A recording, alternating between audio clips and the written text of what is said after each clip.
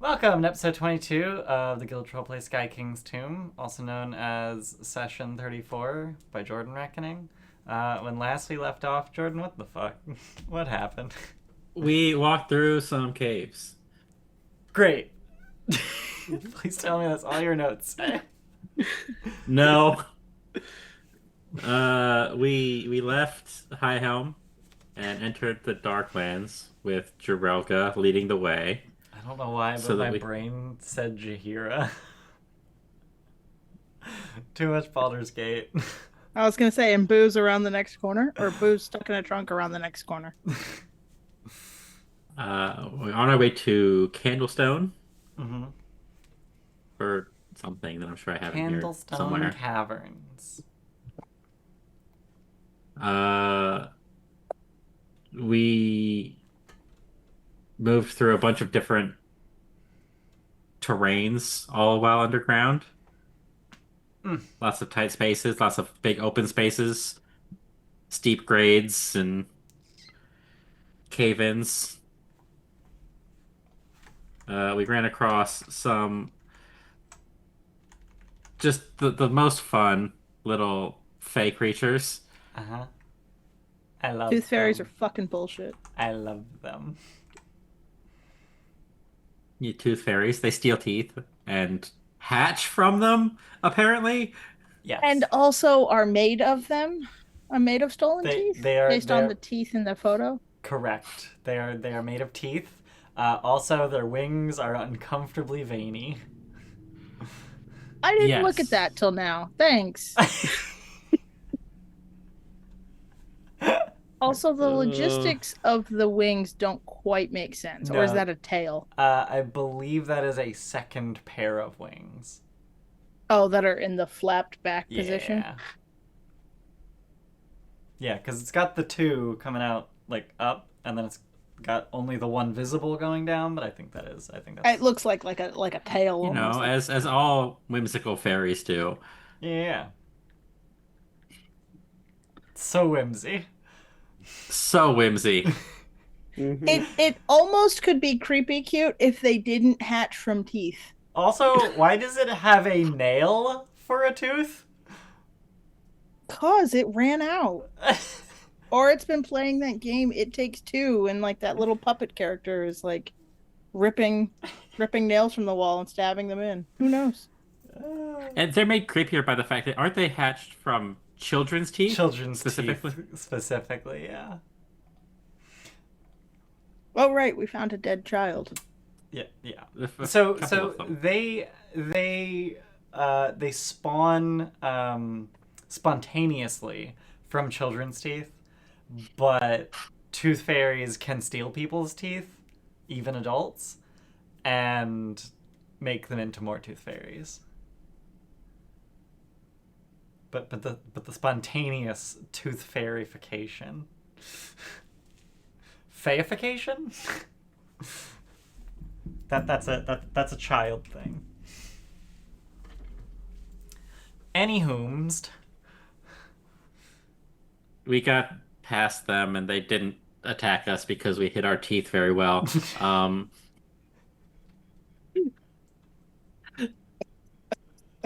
you're not wrong. we also hit the rest of ourselves, but also our Right. teeth. Fuck. Oops, wrong one. I also And enjoy yeah, that the tooth fairy is visible on stream, like via the chat window. Yeah, yeah, yeah. I'm a fan. I mean, you did you miss how I switched to the combat scenes? I could just I did. pull I it did up. miss to the combat Okay. screen briefly. Yeah, Okay, thank you. it was there for like the entire time we were like describing the tooth fairy. Like I had that up. I was looking at it in the original source. Great. Um. Okay. we made it like roughly halfway to Candlestone Caverns. Mm-hmm. Yep. Um. Also, did the math, and it seems as though you have traveled like 150 to 200 miles, which seems slightly bananas, especially for underground travel. Hang on. Does that include down though? That's a good question. Hang on, I'm just measuring, like, the route. Oh, because the thing is up now.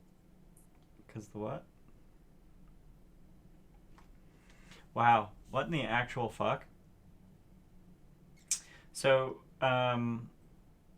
either the scale on this map is hilariously terrible, or it's about 700 miles.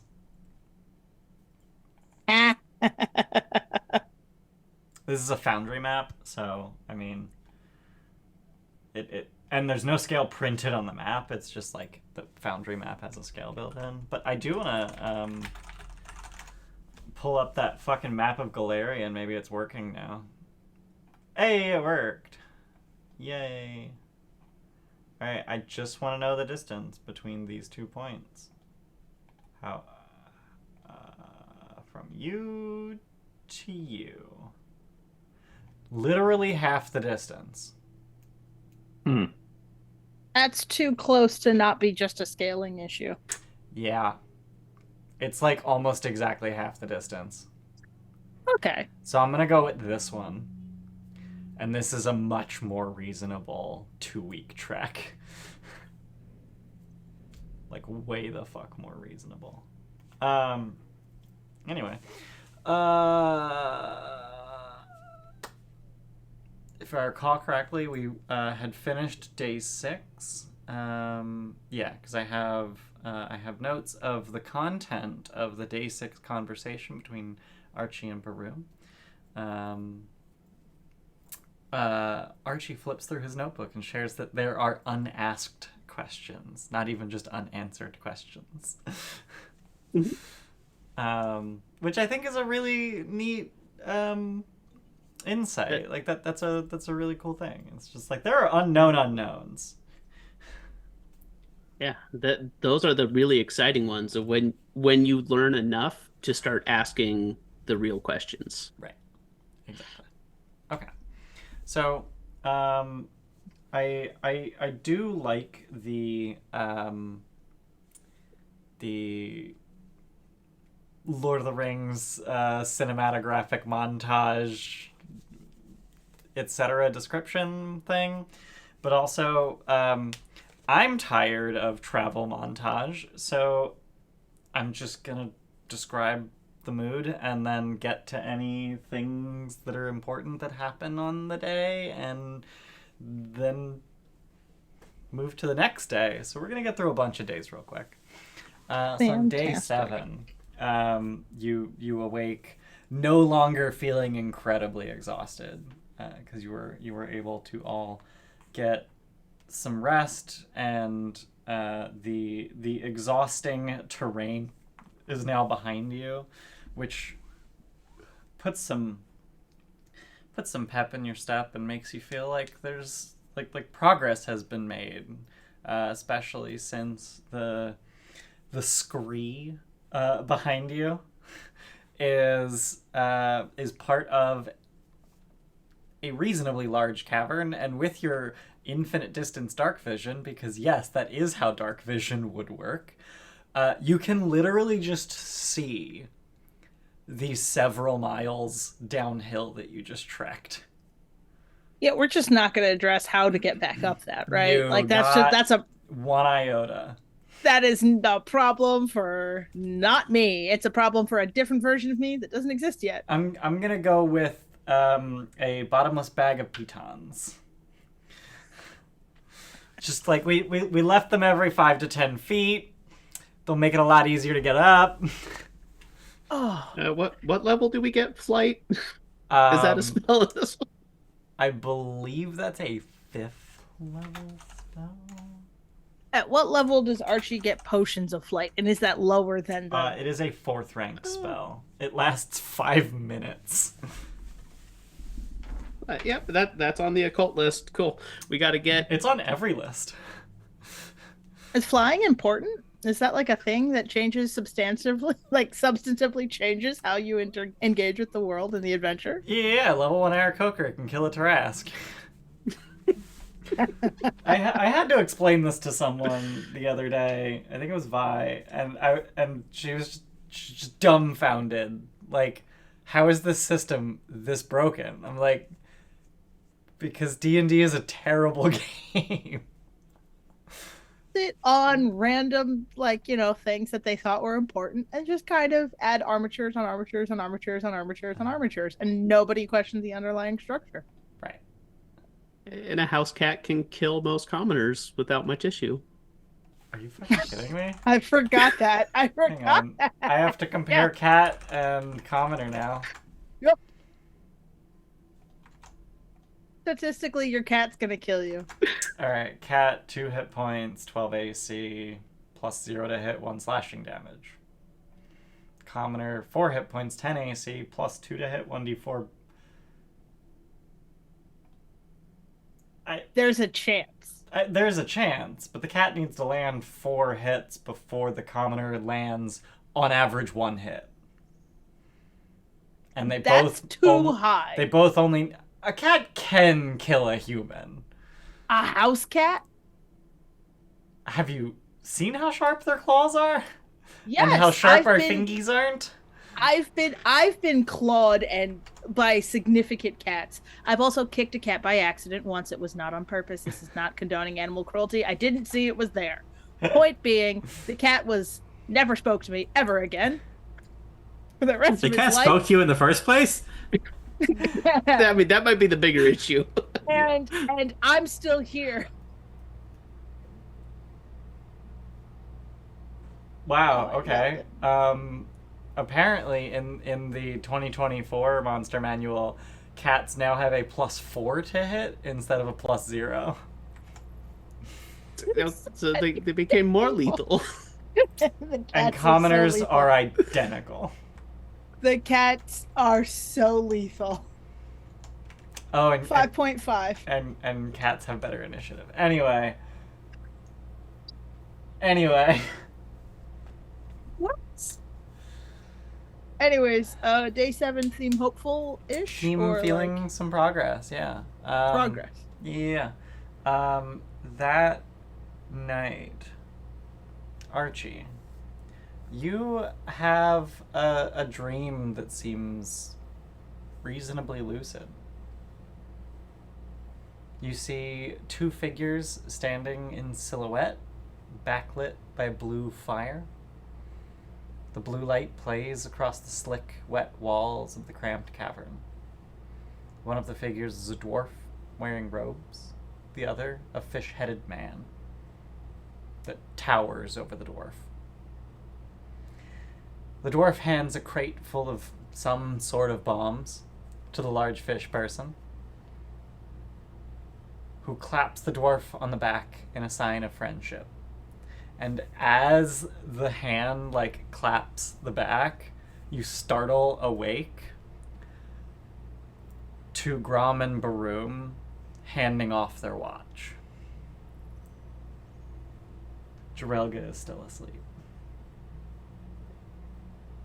Yeah, it definitely of the... Oh shit, what the fucking... And it's just like, I would freeze if I'm waking up and just be like, did you want this watch? What the fuck? I thought I was third. Did you want to be third? So Archie's sitting there like, like, what the fucking hell just happened? Looks around. He's like, no. God, I don't know. There was a dwarf, a rogue dwarf, blue fire,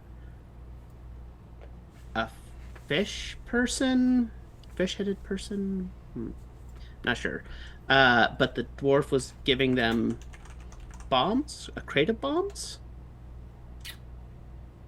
and they seemed like friends. And then, God, I mean, right? That's like before, like, see the dwarf, someone else is looking, and it's the rogue dwarf now with a fish person and bombs. I mean, you always dream of bombs, but this one does sound a little bit different. um, Could I try and recall knowledge? Fucking Darklands lore, maybe? Of like fish-headed people? Is that a thing? Absolutely. Darklands lore would be appropriate in this case. Blind GM. Correct. Blah blah blah blah blah blah. Okay, so you recall stories of the Ulatkini, also known as scum. I shit you not. Ulatkini scum. That's not how I spelled scum. I figured don't as like... much. So that's actually not how it's spelled in the book. They spell it SCUM. But I'm not okay with that, because that is explicitly a derogatory term in English, and I do not want to call an entire people explicitly a derogatory term. So I'm going to go with the other spelling that I know exists in other games. Okay. That's just a me thing. That said, they are referred to as Ulatkini, and they are an incredibly ancient ancestry. And that's about all you know about them. You are welcome to make follow-up checks. So I would share with the class, like, it sounds almost like it could be like an Ulatkini, blah blah blah blah blah. Yeah, and Archie would be curious what type of interactions happened on the quest for Sky as the dwarves were coming up. If there were any interactions between the dwarves and the Ulatkini. Okay. Give me some quest for Sky lore. Okay. You are... It's always really weird to give a positive negative response. You are reasonably certain you've never heard of anything about Ulatkini in anything you've read about Quest for Sky. Okay. I mean, that also kind of tells us not knowing kind of can also be like maybe they just weren't there or they came in later, different routes. Am I aware of any dealings that Highhelm has had with Ulatkini? Sounds like you're fishing for Highhelm lore. I am, in fact, fishing for Highhelm lore. Or are you high-helming for fish lore? Fishing? Are you fishing? Here I go, high-helming for fish lore. That's an ad quote. Fuck yeah. You vaguely recall a trade deal a few decades ago where, for whatever reason, Highhelm bought fish from the Darklands because the Ulatkini are accomplished fisher people when there is perfectly good aquatic wildlife on the surface. And trading with the Darklands is much more dangerous and expensive. I mean, isn't Highhelm like kind of near a bunch of tributaries and things? Like overland? Overland, yeah. Oh yeah, absolutely. Yeah, like there is water. Like there are sources of fish. But those fish have eyes, and I presume that the Ulatkini fish don't, or they just have the cool globes. And who wants to eat, Who wants to eat fish boring eyes? fish? Who wants to eat boring fish? Right. All those fish with their pigmentations and their sight. Although dwarves being a predominantly subterranean race, the fish without eyes are probably the boring ones.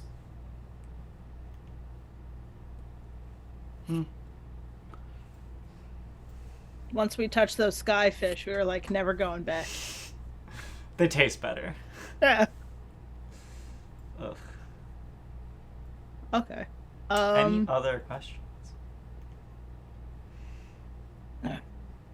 No, if that's like the big thing that I know about Iwalakini and High Helm's dealings with them, like it's AKA not- minimal. Yeah. yeah, minimal. It's not very exciting. It was, hey, we bought some fish from them. Yeah, Okay. I'm gonna go to sleep now. Okay. Yeah. Great. I don't think without any sort of more to go off of. A dwarf made bombs. Mind blowing. There's a fish involved. We learned what we could, or like recalled what we could, I guess. Yeah, it was backed in blue light this time. Last time it was red, right? It's blue fire, yeah. Your vision was blue fire? Yeah. I don't know if that changes anything, but maybe I don't- if we see blue fire somewhere, might be something to check out. Mhm. Okay. Did you want to take third watch, or can I still?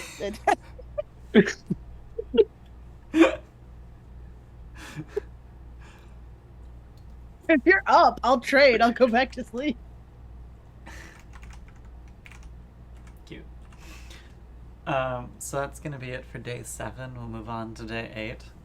That was 30th. Rova was day 6. What's after Rova? After Rova, we went over this. After Rova is Lamashan. Lamashan?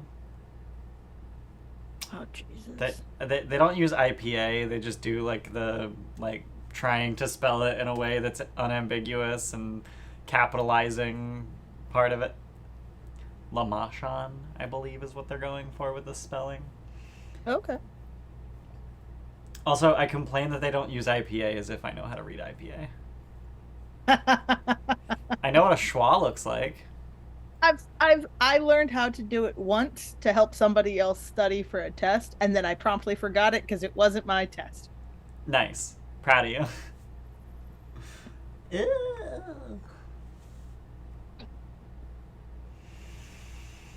Hmm.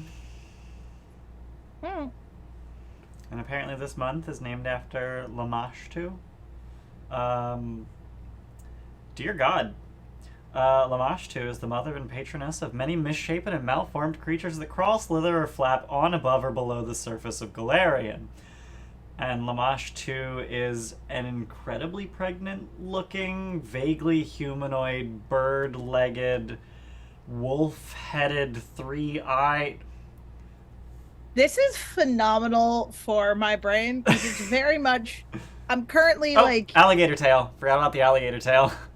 I need you to. I'm very much sitting in like a Drawfy sort of animation style where I'm just adding things as you describe them. They're popping into my pregnant, bird legs, ostrich legs, wolf head. Oh, plop that on. Yeah. Also raven-winged, and also wearing arms and wings, or just arms wings? and wings. Yeah. Also wearing a bra that appears to be made of skulls and ropes. Oh, so not wolf nipples, human nipples. Entirely human breasts. Okay, that changes the mental picture again. All right, now that I've thoroughly described this, I'm just gonna slap this terrible picture in chat. Honestly, not far off. I Ugh. didn't picture them as a white person. That's the only thing that changed. I don't know if that skin tone is white person. It ain't a black person. I mean, it's gray. Or am I? I mean, I'm colorblind, but Okay, I was about to They say. look very sunburned. oh, Yeah. okay. Also, did I mention the alligator tail? Yeah. Yeah. And the two kukris. You didn't mention those. I Those did are not fun. mention the kukris. I didn't think that was important to the shape of the animal. I do love the tin serving tray for a divine halo. I picked up 400 of those in PG3. Oh, I only picked them up if they're silver. Oh, I wasted so much money on shocking no one. The person who bought fucking Magic the Gathering, cantrip cards, wasted a lot of money in PG3. I very recently sold 60,000 gold worth of every single weapon and armor I looted from a lot of people for the entirety of Act 2 and half of Act 3. Now I have buttloads of money to do nothing with. I was gonna say to do nothing with. Is there not a gold sink in Act 3? I actually did buy a bunch of 5th and 6th level spell scrolls, and now Gale never has to worry about spell slots ever again. Always found the one of like, boss comes out and you're like, oh no, scary weapon. Drop the weapon, pick it up, send to stash. Yep. And don't have to deal with that anymore. Yep. Also, speed potion, scroll of disintegrate, scroll of disintegrate. That does do things. That does do things. Anyway, so that was day 7. Why were we talking about Lamashon 2? Oh, because it's now Lamashon. Lamashon. Except now it's day 8. Now it's day 8, which is Lamashon 2nd. Today it is a mood of growing resolve. There is a wellspring of confidence that softens your every step and quiets every noise and dampens every pang of hunger. Is that just because finally Jorelga's like getting to us and we're being more serious? I don't know, is it?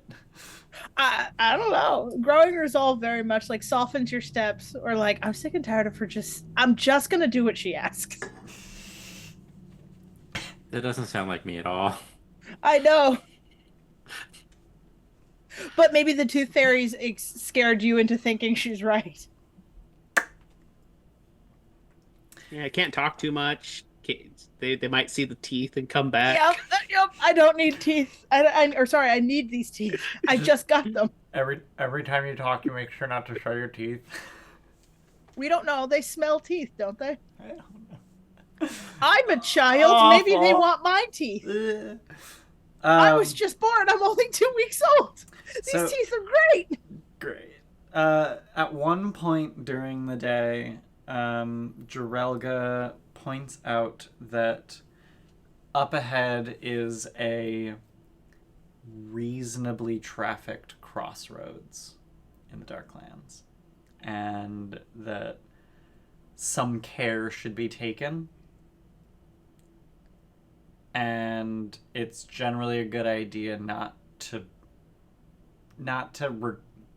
acknowledge anyone else you might see.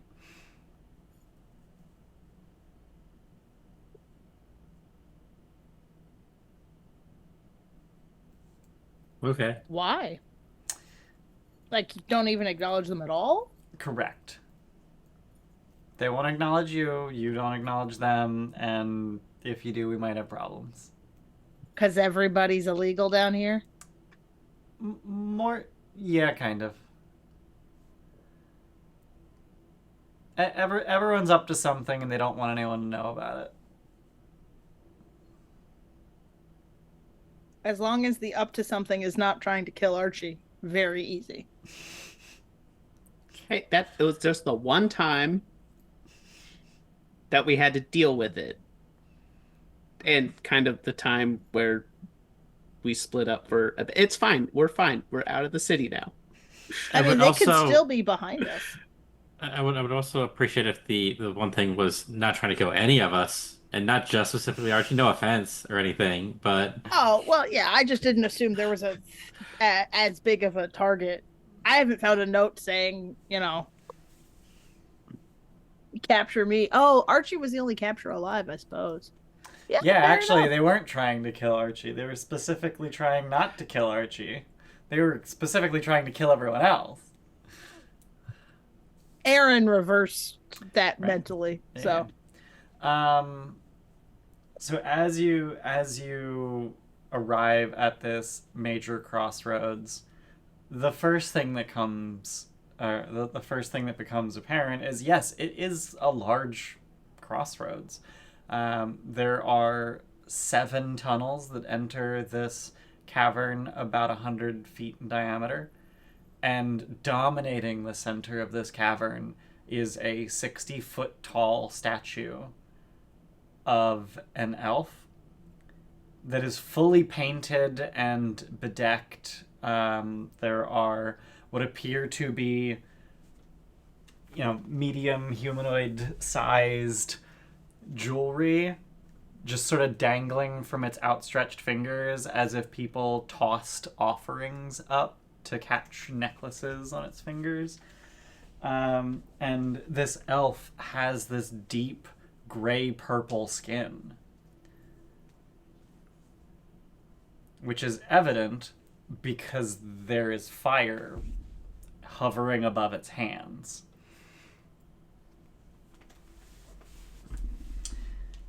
At the foot of the statue, it is standing on a plinth 20 feet in diameter, and ringing this plinth are just sort of interspersed, not in like a solid wall, but here and there.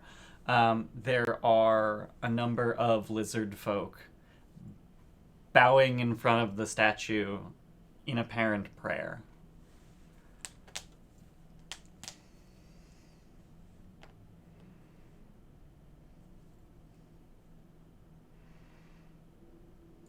But they're alive lizard folk. They're not also statues that are genuflecting. Correct.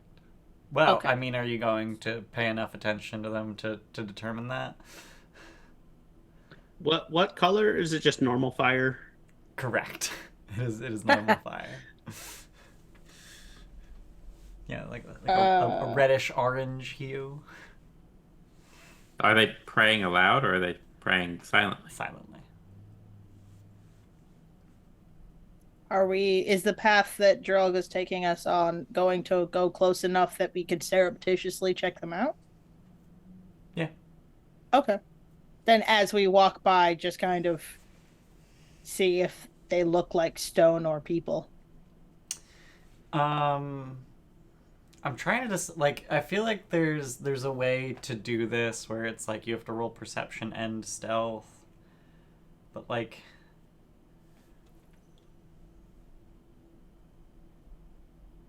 I think you roll stealth for perception is the way it works. Okay. Which means nothing because you have the same modifier for both. Well, what I was going to ask. I couldn't use thievery to steal a peek, could I? Steal a glance. Adorable. No. Is stealth secret or public? I think seek is secret. Yeah, seek is secret. So secret. Okay. From the brief glance you feel safe affording them as you move by, you can't actually tell if they're stone or not.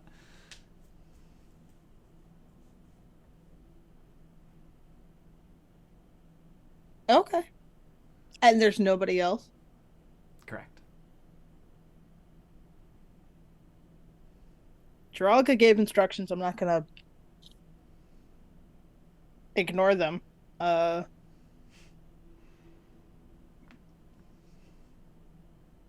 And I suppose looking at somebody praying is acknowledging they exist, which is in and of. Okay. Nope. I sneaked, peeked. Mm-hmm. I head down, mind my own business. Anyone else? There's a part of me that's wondering if you cast message, do they actually know where it comes from, and do you know if it? I think message explicitly is in your voice, right? But also they're gonna know that it's from one of the people that. Or are you gonna pretend to be some kind of Are you gonna pretend to be the deity to which they're praying? No, Archie's not good at that. He's just gonna leave it alone. Oh shit! I'm an idiot. Can I recall bardic lore about said sort of statue, deity, creature? Sure. Is lore is always better than core. Like society, my society is higher than my bardic lore, but I think lore. For recall knowledge, the DC will be lower for a lore. Gotcha. That is blind. Okay. So this statue depicts a fairly nondescript drow, which you also recall is a myth. Drow, dark elves, are a myth made up by lizard folk to scare away uplanders.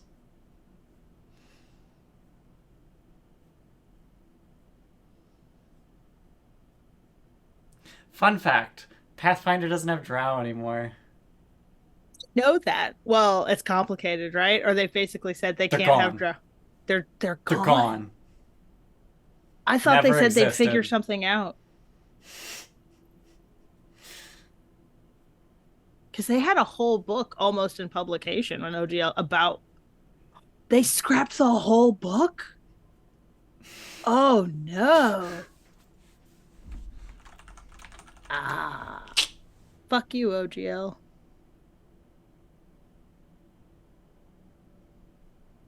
And Dwergar weren't a problem?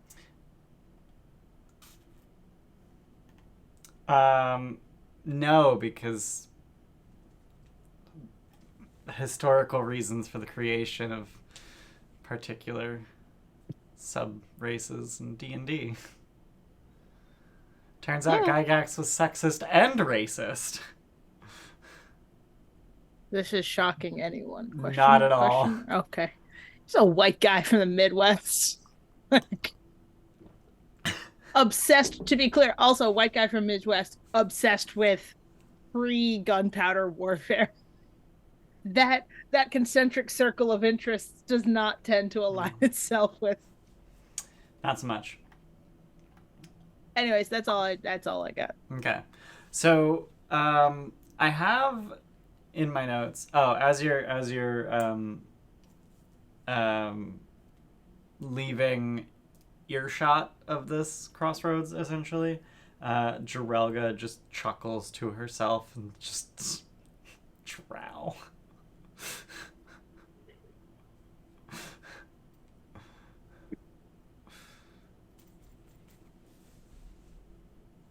So I have in my notes that for each night here on, there would be a watch conversation between 3 people, and I did not feel like coming up with the artifice that allows for 3-person watch discussions for every fucking combination. I came up with the one. Archie awoke with a start during a Great. That's all you get. If you wanna pick 2 of you to have a conversation with Jarelga, by all means.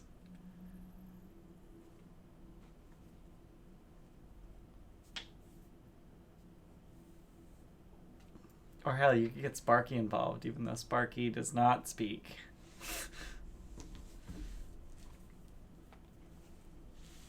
We've been traveling for over a week now.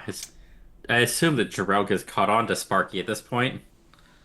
I mean, you haven't actually had to display Sparky at all. You have not had to brandish that particular weapon.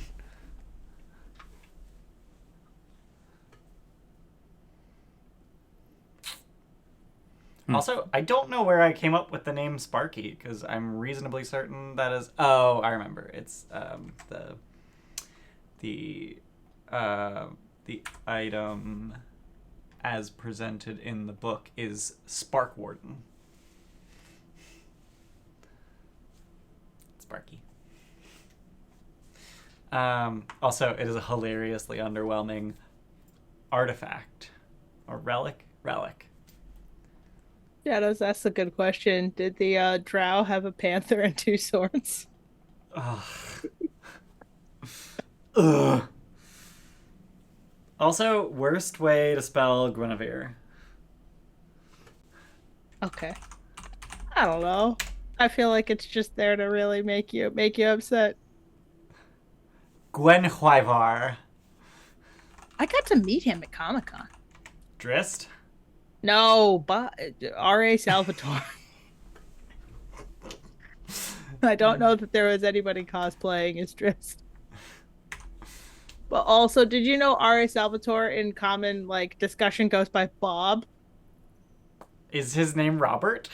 Yes, but also his name is Robert, and he's from a random tiny town that no one would know of in Massachusetts, so has a very thick Boston accent.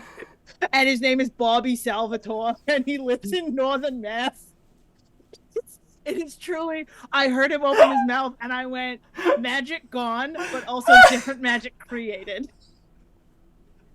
Because he described, he was telling a story of him as a young kid, and he's like, yeah, and all my brothers used to beat up on me and be like, little Bobby. I was like, oh my god, this is somehow better. What the fuck?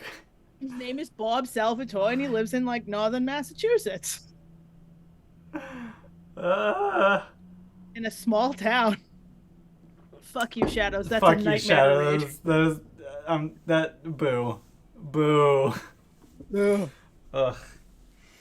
But yeah, Go to so sleep, R.A. Shadows. Salvatore, Yeah. R.A. Salvatore. It's wait, what time is it? I don't know. Midnight? 1? Something like that. Time zones are hard. Anyways, yeah. So, yeah. Is it legally distinct Dritz the myth, or actually just Dritz the myth in? Why legally distinct? Because we're not sanctioned by Paizo and we can do whatever the fuck we want? Oh no, I was just curious. If it's a mythical creature, it could be mythically referencing whatever it wants to. Except I don't actually like Drist. As a really? story. Yeah, nah, not so much. I'm not a fan of I'm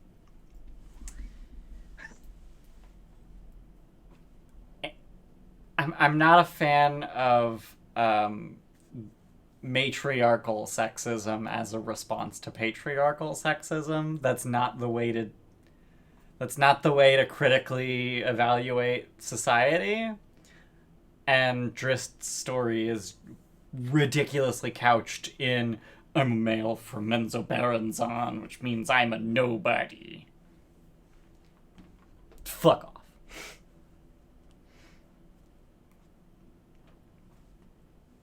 Also, he's a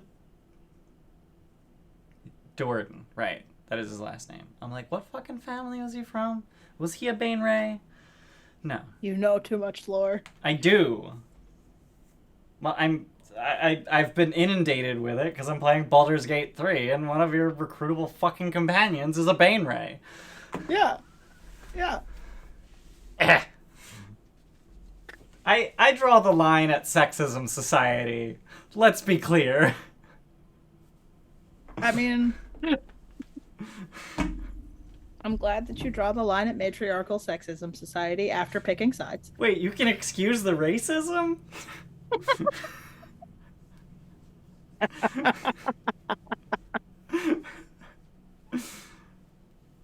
A+ community reference? I really want to rewatch that show, but I am very worried that it will be terrible. I really want to rewatch that show, but fuck Chevy Chase. Exactly. Yep. So, anyways. Day 9. Day 9.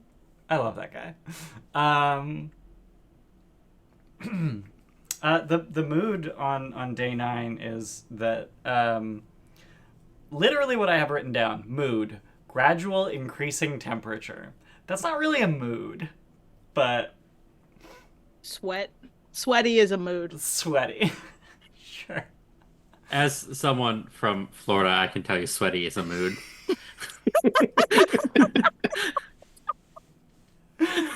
Ugh. Ah. Yeah, I guess I should do that. Jarelga.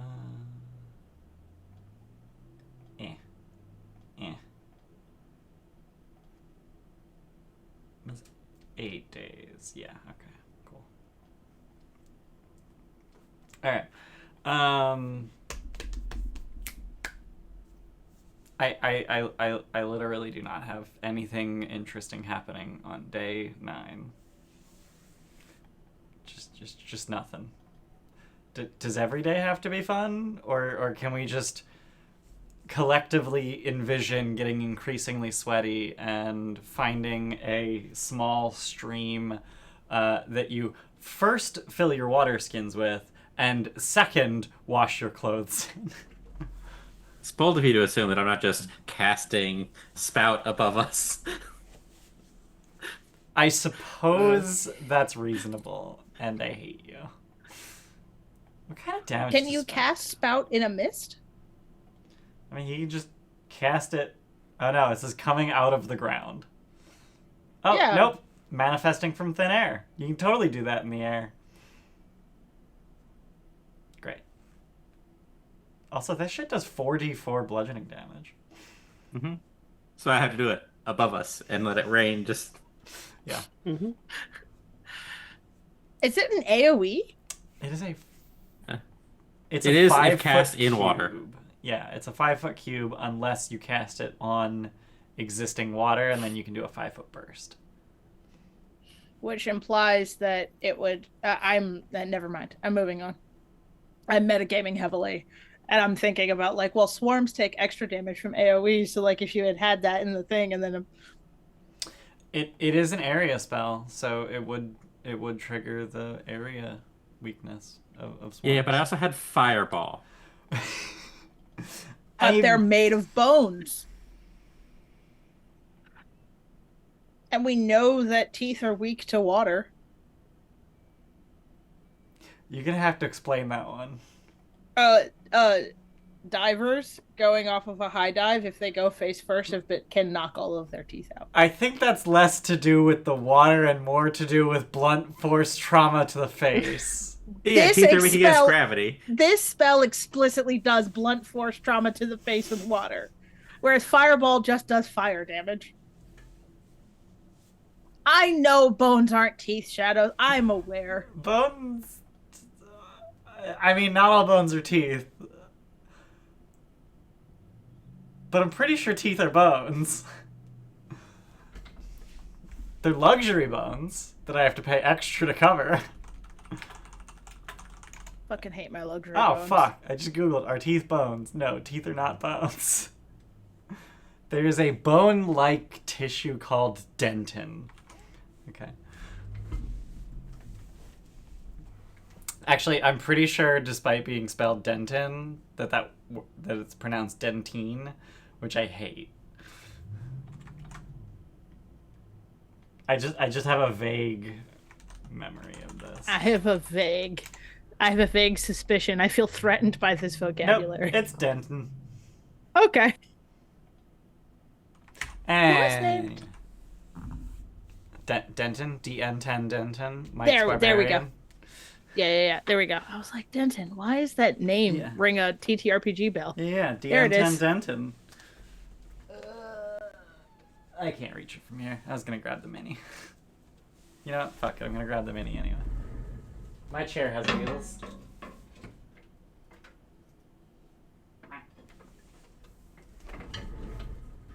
DN10 Denton. It's very good. I'm gonna put it back before it gets lost or knocked off the desk. Before it becomes invisible in its current home and we never find it again. Right.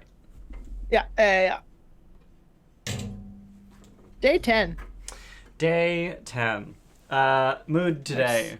It's seriously starting to get hot. That's what I got. Who has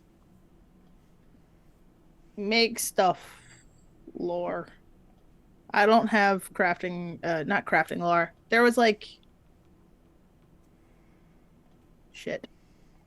One of us had a Engineering. lore that was something to do with. I'm trying to determine or ask somebody who is better able to determine this. Are we in the chimney stack or the chimney effect of a city's worth of dwarven forges. Like, does the air smell like crafting? I don't know what that lore is. I don't have anything akin to that. Does cave lore work for that? Cave lore works. I know about caves and stuff. Are we in like a chimney stack of an entire city's worth of dwarven forges? You are in fact not. And based on the particular smells that you're encountering, you actually have begun to suspect that you are near a lava tube. Like the kind a magma worm would go down? Perhaps.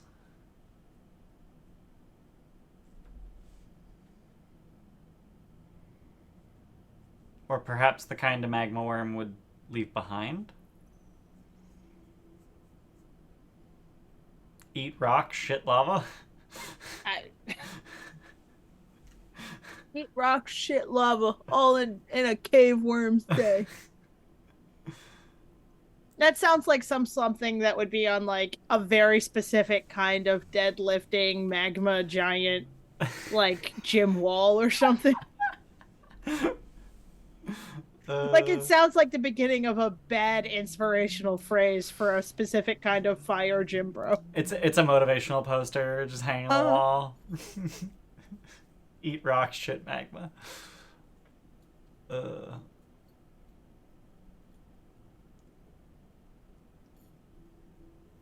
you eat rocks, bro? Because that shit is fire. Boo. The fuck? So that any further questions, any follow-ups? Does Jirelga seem surprised by the fact that we might be approaching a lava tube? Or is this like what she expected? Are you going to ask her that or try and gauge her behavior? I'll ask her. Okay.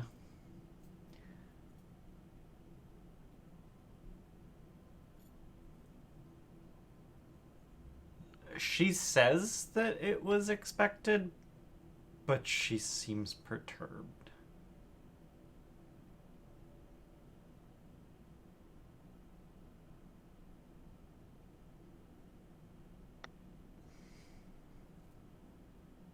Your words and your mannerisms don't match up. Which is it?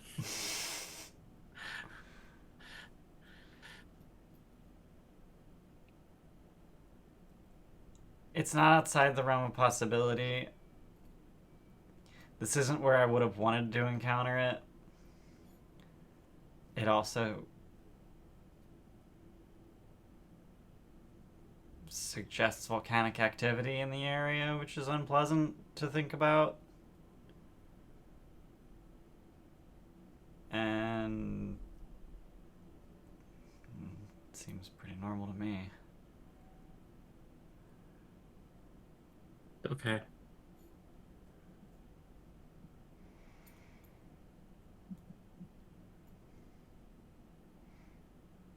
Also, I decided to try a shortcut.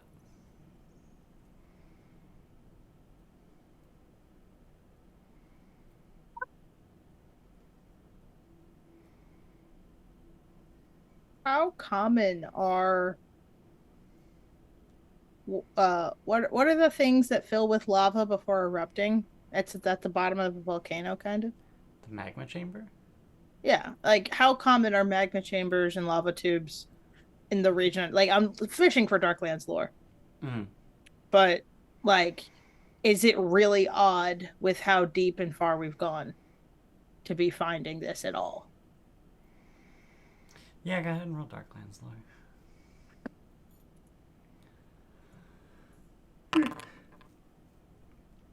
You get the sense that it's actually surprising you haven't run into one already. Oh. so Jirelga's actually good at this. I mean, like, we knew that, but, like, still.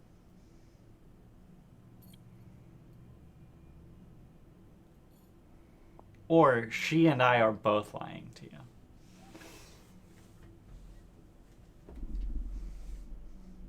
That's because she's me.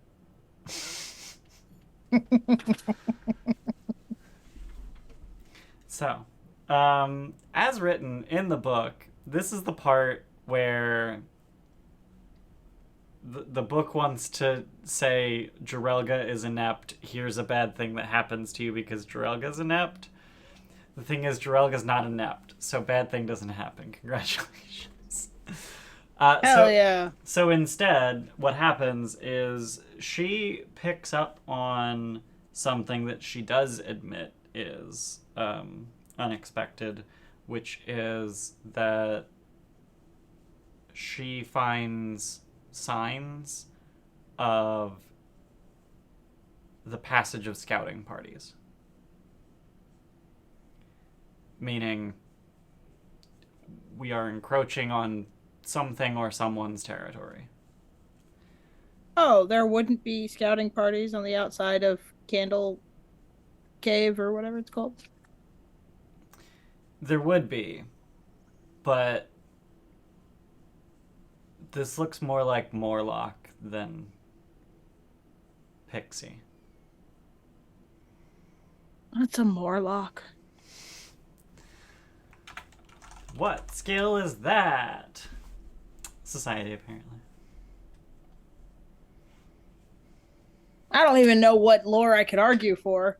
Is it a Leshy? If it's a Leshy, I'd like to roll that. No, it's not. It's not a Leshy. Is it old, and can I apply knowledge of ancient history? Yes.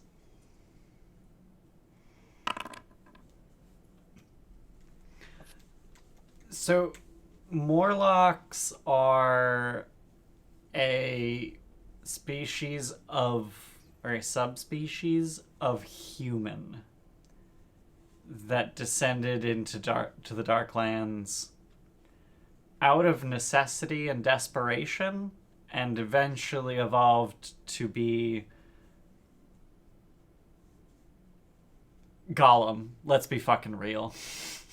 Are they, like, from the Age of Darkness descended in? Yeah. Okay. Hence ancient history.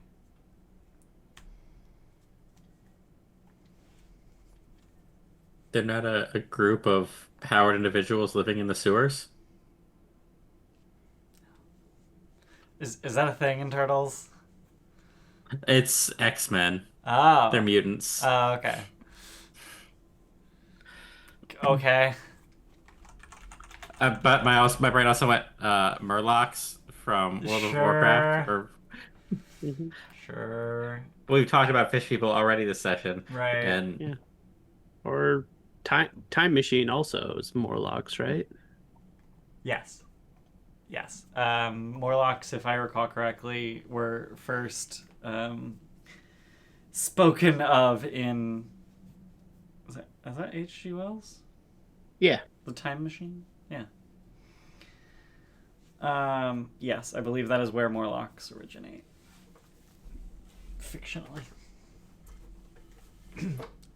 So she lets you know that shortcut would have worked great if it weren't for now we have to go around this.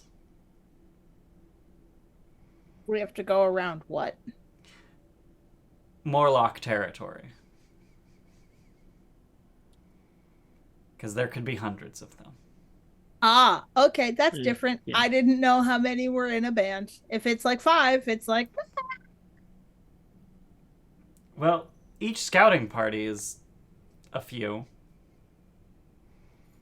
I'm assuming they eat whatever's in the depths, so if the scouting party finds us, they'll be like, hey, there's food that is approximately 4 creatures wide. They'll eat each other if they're hungry enough. Okay, around it is. Yeah. Well, I can't cover tracks as an exploration activity because I'm busy. You're busy But finding food, which I'm is busy finding food. which is yes. hilarious because everyone's eating rations anyway. I mean, I figure eat the rations, get rid of the, weight, have bulk to spare. We have bulk to spare. I have 2 less than half full I keep spacious forgetting they're pouches. less than half full. Yeah. I keep forgetting that. Well, Yeah, like by default, the party has about 50 bulk total amongst you all, plus 50 bulk of spacious pouch. So I think you're okay. The crazy thing is there are bigger spacious pouches, and it's like you don't need that. Well, also, even the bigger spacious pouches, I believe, are limited by the neck size. Like, they don't get big enough to throw a house inside or anything, right? Yes, an object still needs to be able to fit through the opening of the sack to be stored inside. Yeah, so, like... But it doesn't say how wide the opening is. Presumably pouch-sized. Though it appears to be a cloth bag decorated with panels of richly colored silk or stylish embroidery, a spacious pouch opens to a magical space larger than its outside dimensions. Does not. I'm just presuming that like if it can carry an insane bulk, you're like, fuck it. Keep the house in the pouch. They can't steal what they can't get to, but if you can't fit a house inside. Right. A Type 4 spacious pouch, which is a level 13 item worth 2,400 gold, has a capacity of 150 bulk. You can put a lot of corpses in that thing. Medium creatures are, I think, 6 bulk. Can creatures explicitly fit into a spacious pouch and hold their breath? Oh, I meant dead thing. I don't think it mentions... It probably does. mentions live Oh, does creatures it? because... A living creature placed inside the bag has enough air for 10 minutes before it begins to suffocate, and it can attempt an escape DC of 13. I wonder if the bigger versions have higher DCs. They do not. Nope. And it's still 10 minutes of air even if you fit an entire army in there? Apparently. There was a version of that where you just... Do you remember that scene from Inside Out? Where they use the... Did you see that movie? Yeah. There's the dumb imaginary boyfriend who says, I would die for Riley. And they use him to create a large chain by opening there's that movie's version of a spacious pouch to create a large chain of people. Sure. Yeah, you just use that to just... Mm-hmm. Anyway. I lost the plot here. Anyway, so that's near the end of day 10. Day 11 and 12 are tense and quiet as you attempt to skirt around Morlock territory and still make progress in the correct direction. And it's at the beginning of day 13, near the beginning of day 13, that you finally arrive at an incredibly large cavern. Thousands of lights from lanterns and fungi flicker across a vast cavern like stars in the night sky. No ground is visible. The cavern stretches to imperceptible depths, with only narrow ledges tracing along the cave's edge. Yet a city thrives here, built amid the immense stalactites. Platforms bolted to stalactites' sides access residences tunneled directly into the rock, with rope bridges connecting the inverted towers. Few residents rely on these paths, and the city is abuzz with flying creatures. Land-bound visitors aren't so lucky, needing to pass through a small fortress built on the nearest edge. Recent damage ruins the sense of splendor. Several of the stalactites show signs of impact, with the lower half of one snapped off entirely. Work crews busily repair the damage. This is, if I recall correctly, about a quarter mile away is where you're seeing the city, and there's just like a ledge that goes around the edge of the cavern. The city's just in the middle of the cavern.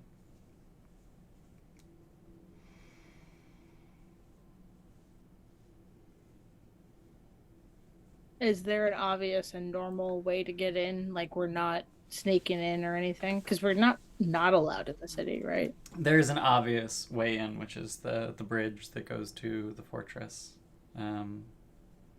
Oh, The okay. You said fortress you're like attached okay, to understood. the stalactite, which is closest to the ledge that goes around the outer wall of the cavern.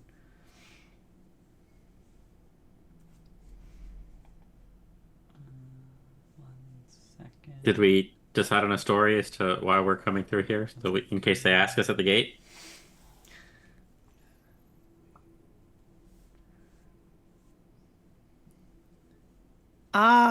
We should figure that out right now. No, I didn't. Hmm. So, upon making it to this cavern, Jarelga just immediately like plops her pack on the ground and starts rummaging inside of it, and pulls out a sizable makeup palette, and basically just grabs Archie by the arm and starts preparing to put pigments on your skin in some capacity. Like, what the fuck? What are you, why? What's going on? Oh, they don't like us here. So Gnomes or deep gnomes? deep gnomes. Do you pull a Sonic the Hedgehog costume out of the thing to put on your head? Oh wait, no, she is a deep gnome. She's an Oread gnome, which is a different thing. You're allowed to be a gnome, right? You're not trying to disguise yourself into a halfling? Correct. No. Queen Freelagarma just hates deep gnomes. Wait.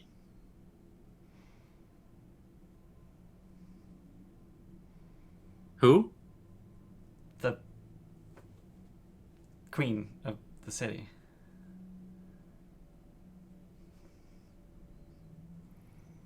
Yeah. How long she been down here? I don't know. She's Fae. Probably forever. Oh, okay. Yeah. Forever. That's. Hates deep gnomes, does she? Huh, that's so wild. That's so interesting. That's a fun fact. I'm not sure that's totally 100% true 100% of the time, but you know. I mean, Why are you all acting weird? I would like to point out. I would like to point out this is not weird at all. I think my question was fairly normal. Thank you. I would say that we probably make cryptic, weird comments all the fucking time, and then just kind of nod at each other. Okay. We just have chosen to skip through them because many of them are unimportant. So after Archie like pulls away and doesn't immediately let her start putting makeup on him, she just starts like doing her own skin. What's she going for? Not deep gnome. I don't know what are the other heritages. Gnome heritages. Probably an Oread gnome, right? It's the easiest to. No, that would be so hard to do. Oh, because you need rock hair. Fair enough. I mean, realistically, you could do any color of hair and skin as long as you don't look exactly like a deep gnome, and you can just pretend to be a chameleon gnome. Yeah. And if you look a little bit different tomorrow because you had to do the makeup again and didn't get it perfectly right, whatever. I'm a chameleon gnome. Valid. Or you could go full white and be a bleached gnome. Being a bleachling would be notable. Yeah. Okay. Not many depressed gnomes just kind of wander into the Darklands for no reason. No, that's kind of what they do. They wander into the Darklands. They just don't survive to Candle City. What is it called? Candlestone Caverns. Candlestone. I have Candle Cavern, but it's Candlestone Cavern. Cavern. If you're gonna act like you're chameleon gnomes, should we carry torches? Did I keep even a single torch? I believe Jarelga did. I have 0 torches. I forgot to delete the item. Jarelga has torches. Okay, I think she might be the only one. Mm-hmm. Unless Fesh has some. My pack Fesh was does pretty not have cool. some. Jarelga brought a disguise kit because she saw this problem coming. Yeah. Very reasonable. I have the cantrip light, but it's not prepared. Oops. Yeah, I don't think I have any cantrips that generate light. Well, then it's if we had known this is going to be a problem, I could have. Yep. So really, this is all Jarelga's fault. Right. Yep, for sure. I will, if possible, like, what's the skill for using a disguise kit? Deception. Fantastic. I'm not that good at that. Or sorry, I am not as good at that as I am at diplomacy. Are you merely trained? No, I am expert. I just have the bonus from the badge. The badge. The Uniter of Clans. I bet you're better than my -1. Yes, I'm a full diplomacy better than your -1.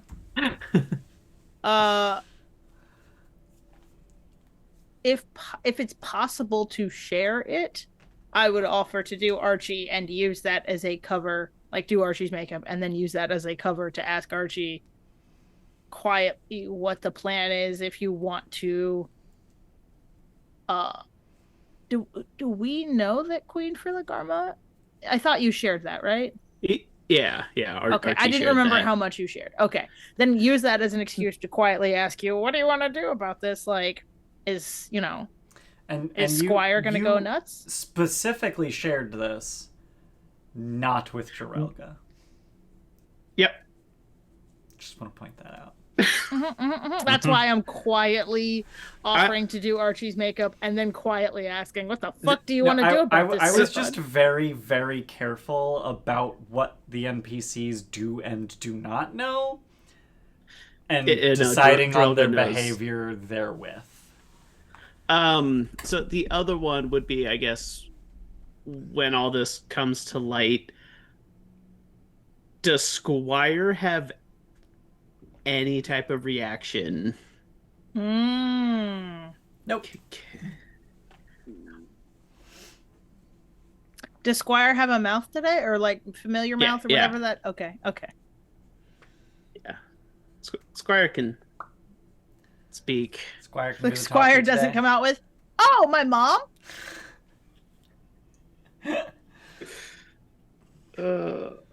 Can you imagine, just for a second, can you imagine if you critically failed the check to learn your patron's identity?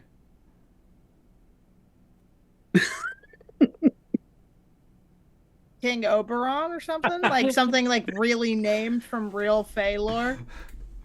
Just literally anyone other than this NPC that is conveniently later in the book. Yes, this isn't actually the matron. I could totally imagine that, though. I'm being like, look, a fairy queen, we're going to ask her about your patron, who's definitely not her. She'll know. Then just approach not casually, but, approach. Hey, do you know King Oberon? He's my patron. This. No, I'm saying, can you imagine if this universe, where the answer I gave is Queen Filigarma, is the critical fail? If it's not actually her, but we think it's her. That I lied to you several sessions ago. Oh, this is worse. That's way worse. I didn't even think of that. Well, that's the first place my brain went. Yeah. Archie's. But why would you lie to us? Because Obviously the rules tell me I have to. Is it have to or get to? Okay. That's actually a good point. No, I get to, because I am allowed to give you no information as on a failure. Fucking bullshit. Can I, while they're doing this makeup thing, can I take one of the torch that Jorelga has and, backtrack into the tunnel we came from? And then walk out with the torch. So and then walk out with the torch. The torch can be seen approaching. Nice. I approve. What would one have to roll on deception? Like, to do that? I would have to roll deception. Is it private blind GM, or is it obvious if I fucked it up or not? To use a disguise kit.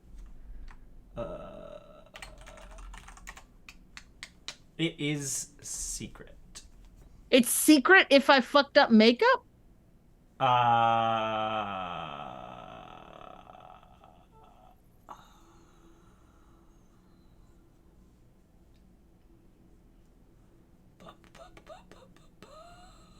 Yes, because what you're doing is you're setting a DC for perception checks, and if you roll low, you just go, okay, that sucked, let me do it again. Like, okay. As a player, you're just gonna game it until you roll high. Okay. I'm using hero point. Okay. Nope, that is the opposite of removing a hero point.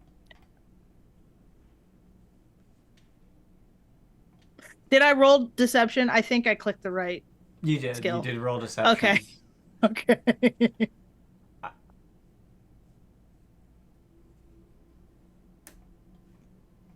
Okay. So Grom, you come back out with the torch and you take one look at Archie and you're like, the fuck is that? Baroom did a terrible job. Oh. Good. Oh no. Oh no. Oh no.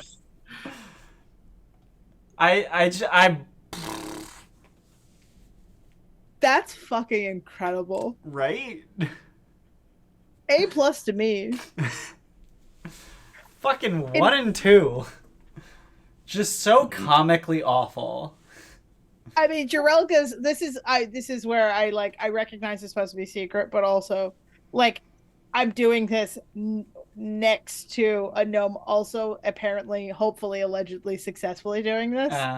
So it's just one of these things looks very different than the other. Oh yeah, and we're sitting there, and Archie's just keeps turning his head, looking at the city, God, I don't know, there could. But you also, picked the wrong pigment. We were doing it in the dark, so you just have. You hadn't brought the torch back yet. Okay, then also partially, it's also bad because I am whispering to you, what do you want to do about this, hopefully being your patron? So I am going to ask you, that is part of the reason I'm doing your makeup, even if we do it poorly. I don't know anything about them is kind of the problem. Okay, so do you want to just, kind of ask around the city before sort of... I mean, Archie looks over to Drillga, goes, so is there anything else we should know? Queen. And you look over to her, and I absolutely fucking smear it, just down to your neck almost.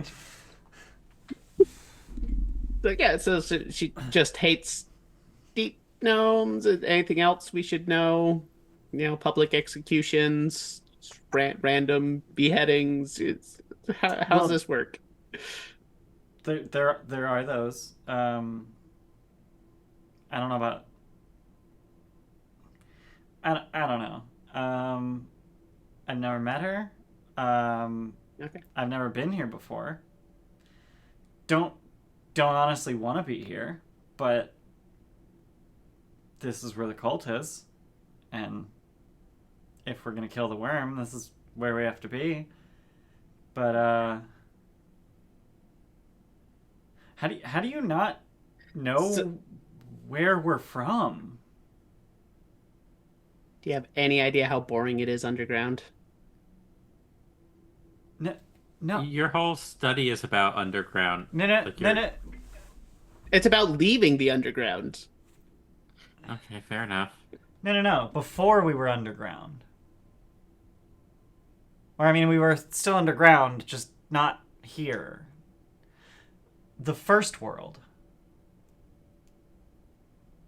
I mean, truthfully, I live more in the moment of my personal moment looking at other people's past, not mine. Okay. So I guess you weren't raised with stories of the origins of our people. Okay. So No. okay. So I mean, I think there's still deep gnomes in the first world. But us that live here in the universe, we came here originally specifically to keep watch on Queen Freelagarma after she was exiled. We're wardens.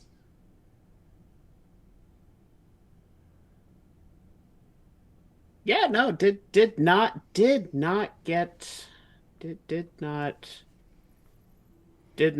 that. Where are you from? I just originally down what is that? Dwimavel? Dwimavel? Yeah. Thought I had it right here. Yeah, you know, originally, but that's 100 years ago?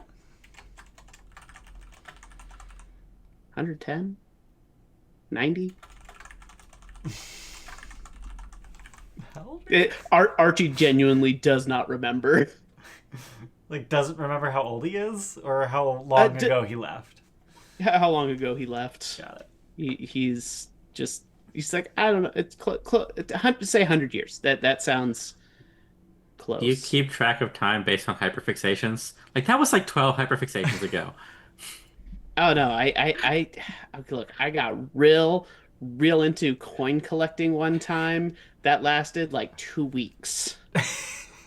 And then I found out it was really hard to like it. You just gotta have so much startup cap. Oh god, it's crazy.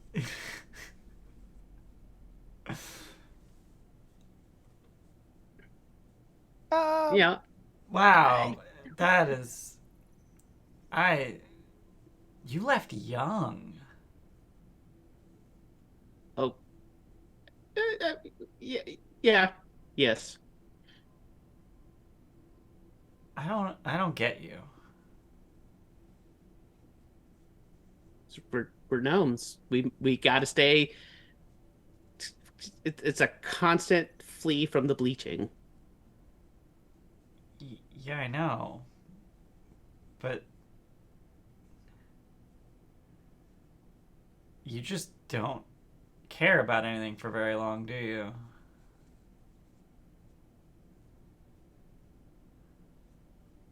I care about finishing this quest and learning the truth behind the quest for Sky and Target.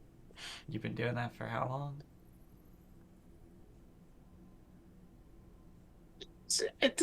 Times, I don't know, 6 months. It's fine. Yeah. What I'm gathering is that Archie is ADD even for a gnome. Yeah. I mean, my last stint was like years. That was like 5-6 years. It did have a pretty explosive end. How many careers have you had? Well, let's see. I got real into what is it, like the mushroom landscaping. You know, that the kind of like the basic thing. And then there was a little bit of like home repair after the mushroom thing kind of fell apart, literally. Um, yeah, you know, there was some carving for a while. Then I became a caravan, like, you know, like I did the bookworks on the caravans for a while. And then I tried being a guard for a little bit. That got real boring. It's just the same, but more walking. And Archie just goes down a tangent line of, you know, he gets probably up to like 12, 15 careers and is still like leaving the Darklands. I hate to break it to you, but those aren't careers. Those are just jobs. I was a scavenger for 20 years, and now I've been on the whole revenge thing for a decade.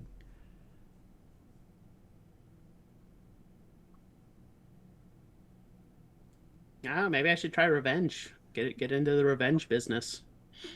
I've already died for you, so there's something to revenge for. We're technically working on that. I mean, you But we already kind of finished that one. kind of killed the person who... Why? Because I got you? I got better.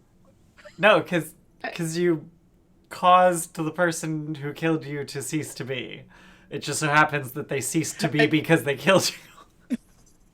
But then you also kind of sort of became the person that killed you for a little bit. And you know, unless we're gonna go the whole scorched earth on their bloodline, in which case that could happen real quick. Which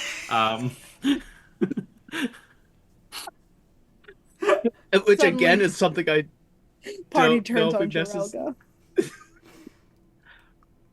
I don't actually suggest that. I just think it's funny. I think it's very funny. I'm half your age and I've had a tenth as many careers. Again, job, career. Yeah, I mean, so the engineering one, like that lasted like a good 20, 30 years. I just, Different facets. yeah, you know, just different pieces of that. Adventuring might last 100 years. Every adventure's different. You never know. Mm-hmm. And I'm getting to use new and creative solutions to problems. You were just trying to find the right thing. Jorelga has like completely given up on doing her makeup. Like she's just sitting there fucking dumbfounded. Horrified. I would ask her between like the Archie, you know, like explanation of careers and the growing horror, like what Queen Freelagarma did to get exiled. I have no idea. So you know that you're like your sort of ancestry is dedicated to watching her, but not for what?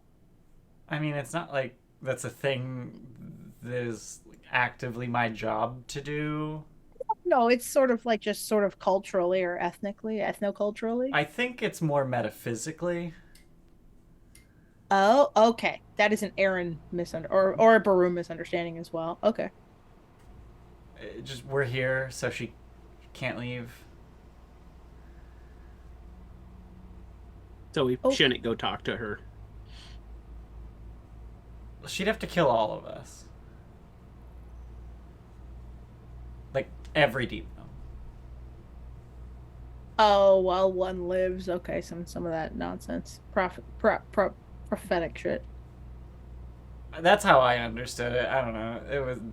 I didn't pay much attention. You're giving Archie shit? Okay. If you weren't going to pay attention, it doesn't matter. Archie never learned it. At least I was taught. You come from some backwards culture that doesn't even know where it's from?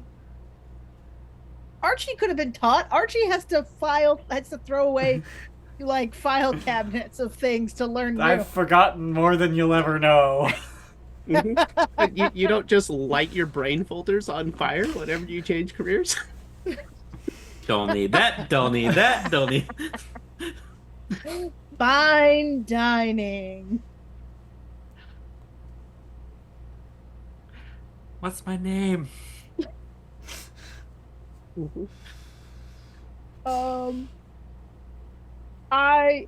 If Grom comes back and goes, huh, I would ask Jarelka to do Archie's disguise.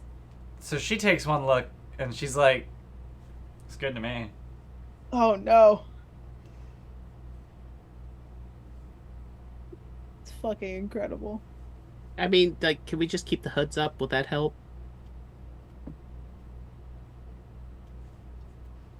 Probably.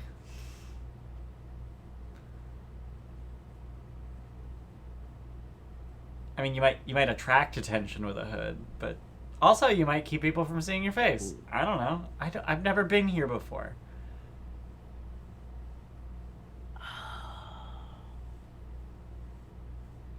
Let's see.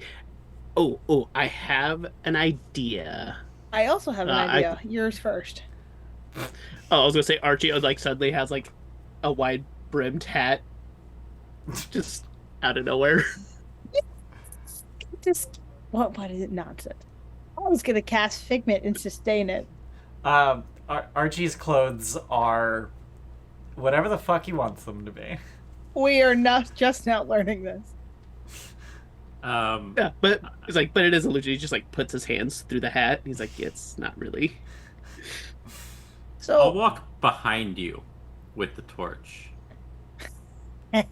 So that he's backlit. yeah. To cast shadows on your face and Okay. I would just sustain the Figment cantrip just to sort of maintain an illusion. Figment. Okay, simple illusion under vision.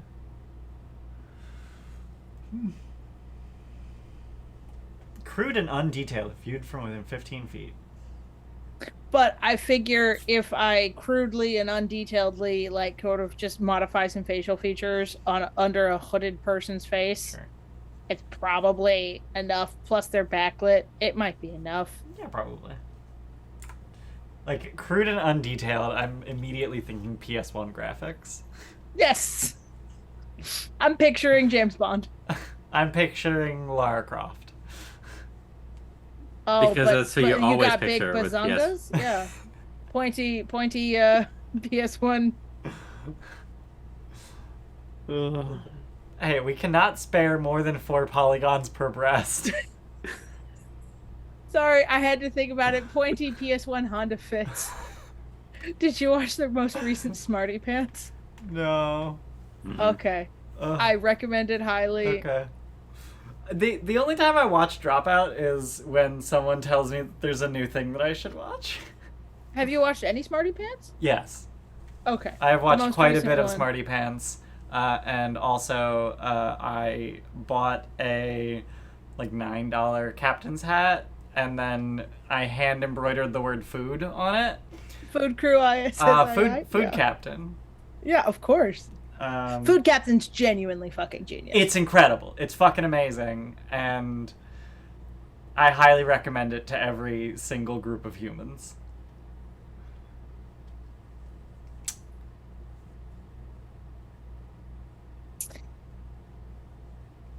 Bad disguise, Figment, hood, backlit. We're hoping Archie's undistinguishable. Indistinguishable. Well, indistinguishable would be blending in. Nondescript. Nondescript is the word I'm looking for. Mhm. Thank you. Yeah, so yeah, makes his clothes as close to just basic attire, with keeping it as close to what he's actually wearing, so there's not like a giant floppy hat on his head that's not actually Big there. illusory extensions. Yeah.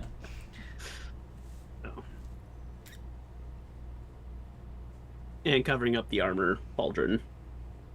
Okay.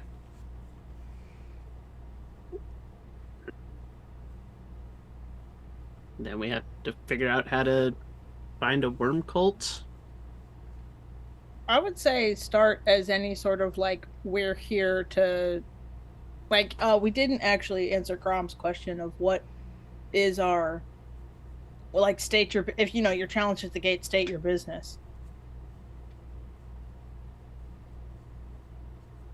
Mining expedition? Do we say that we're following the why am I forgetting the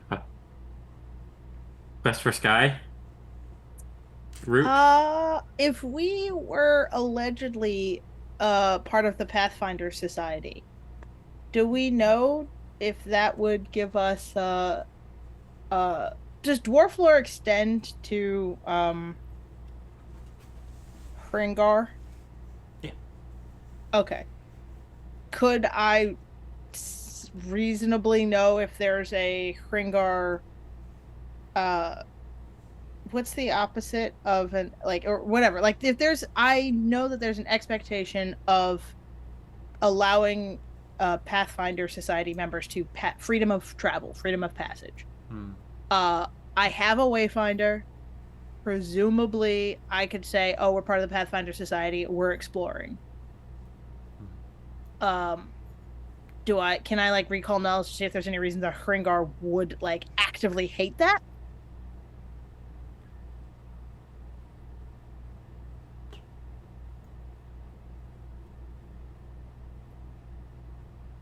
We did learn some stuff about Pathfinder Society before. Yeah, when we picked up the Wayfinder. Mm-hmm. Also, Something could I about have... Sorry. that every city-state has agreed to help the Pathfinder Society. Every city-state on the surface of Golarion. On the surface, okay, that's one thing that was. I think I phrased it on the face of Golarion. Could I just at back end have invested the Wayfinder and the Aeon Stone? Absolutely. Okay, yeah, cool. Aeon Stone.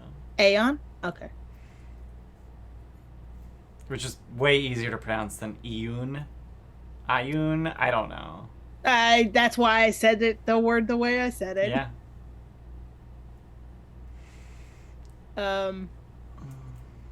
Yeah, basically, I'm just trying to remember if I've ever heard anything about Pathfinders going missing in the Darklands and being attacked by Hringar. Go ahead and roll Dwarf lore. Is that Dwarf Lore Society? I don't even know what lore that could be. Yeah, sure. One of them. You pick.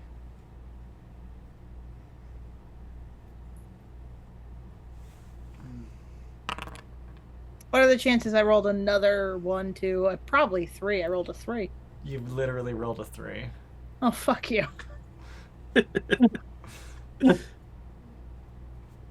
I believed you. I believed you.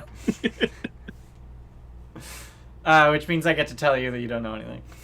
Okay. That's the best idea I have, because mining's illegal everywhere, right? In High Helm? Or unlicensed mining? Unsanctioned mining is illegal. Right, so walking into High Helm saying, hey, we're here to mine would be a bad way to go into High Helm. So, like, there's no reason to believe it'd be a good idea to say walking into this city. The city that's hanging from the ceiling of a cavern? Yeah, it literally has already broken.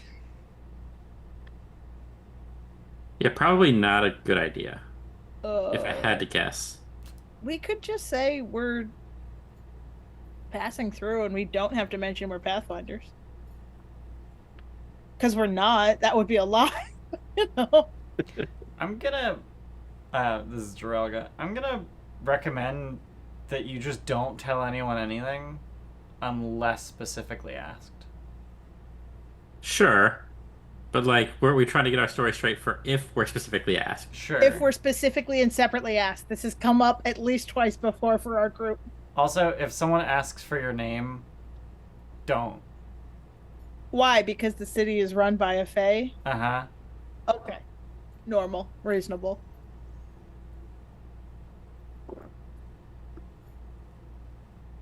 They say, can I have your name? Say, no, I'm using it. Honestly, if someone asks you a question and you don't want to talk to them, just don't talk to them. Oh, that's allowed? Is that not allowed where you're from? Hello. Sometimes people get really mad at you and they threaten you if you don't talk to them. Would you rather they attack you or you cease to have a name? Oh no, not the name one. I was just talking in general. Okay. Just travelers passing through then. The less you say, the better. Mm-hmm. Where are we going? Lower levels. We're Okay. Where are we going? Down. if this cult lives up to its name, i.e. cult, it's gonna take a while. So we're gonna have to find somewhere to stay. Yeah, kind of what I was figuring. Yeah, I think they gotta have taverns, bars, something, inns. Even if they're Hringar, they're still dwarves.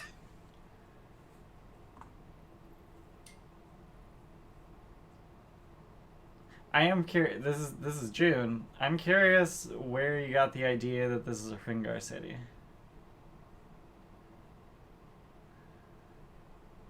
That's a good question. I think I just assumed. I was just about to ask. You said there's like creatures flying between the pillars. Mhm. How big do these creatures appear at distance? Somewhere between capital S and capital L large. Okay.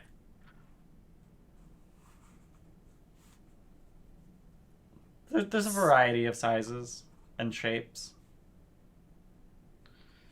I think Aren made that up. There are the some whole- distinctly flying humanoid shapes, and some distinctly humanoid riding a flying winged thing shapes.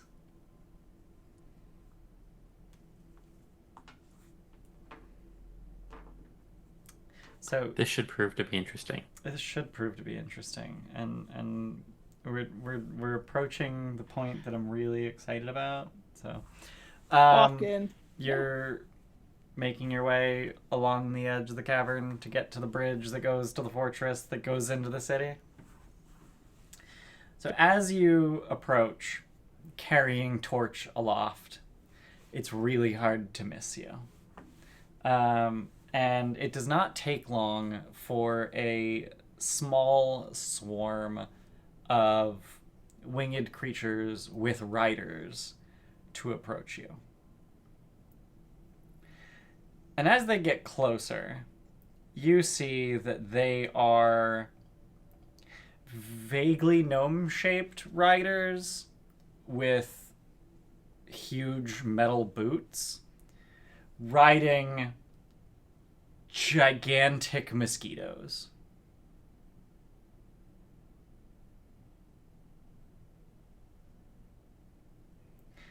As they approach, they have the bearing of a guard.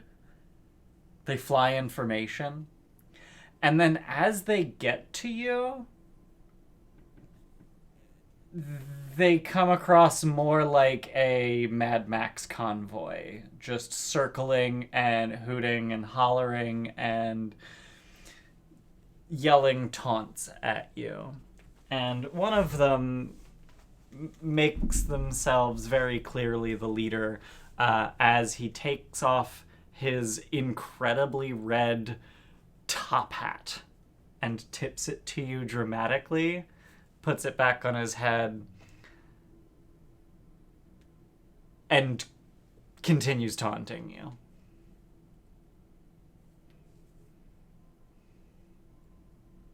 Also, these mosquitoes, which are, 12-foot wingspan, they move like hummingbirds. Okay.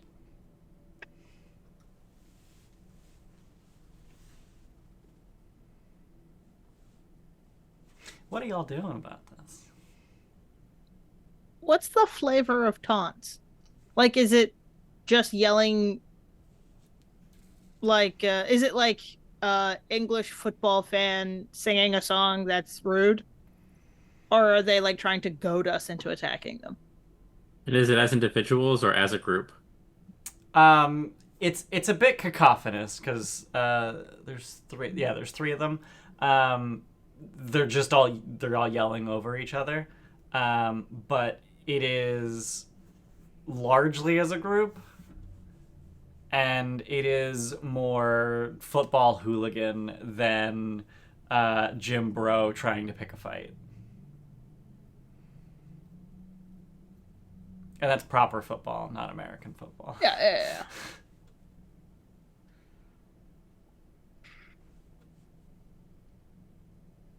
I have no flashy magic right now.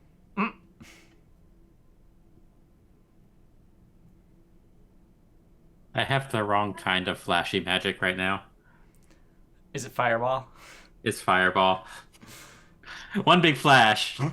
So, seeing your hesitation, the leader holds up his hand, and the others quiet.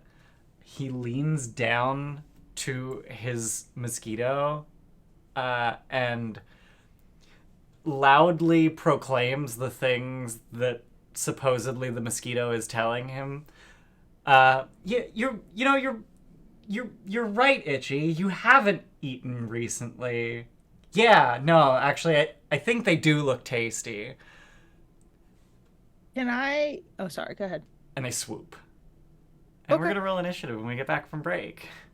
Cool. Yeah. Now, I do have a thing for that. For initiative? Or for murder? So I was just reading Glue Bomb. Oh, It does interesting things God. to fly things. Oh, boy! Is the interesting thing they fall to their deaths? Is that the interesting thing?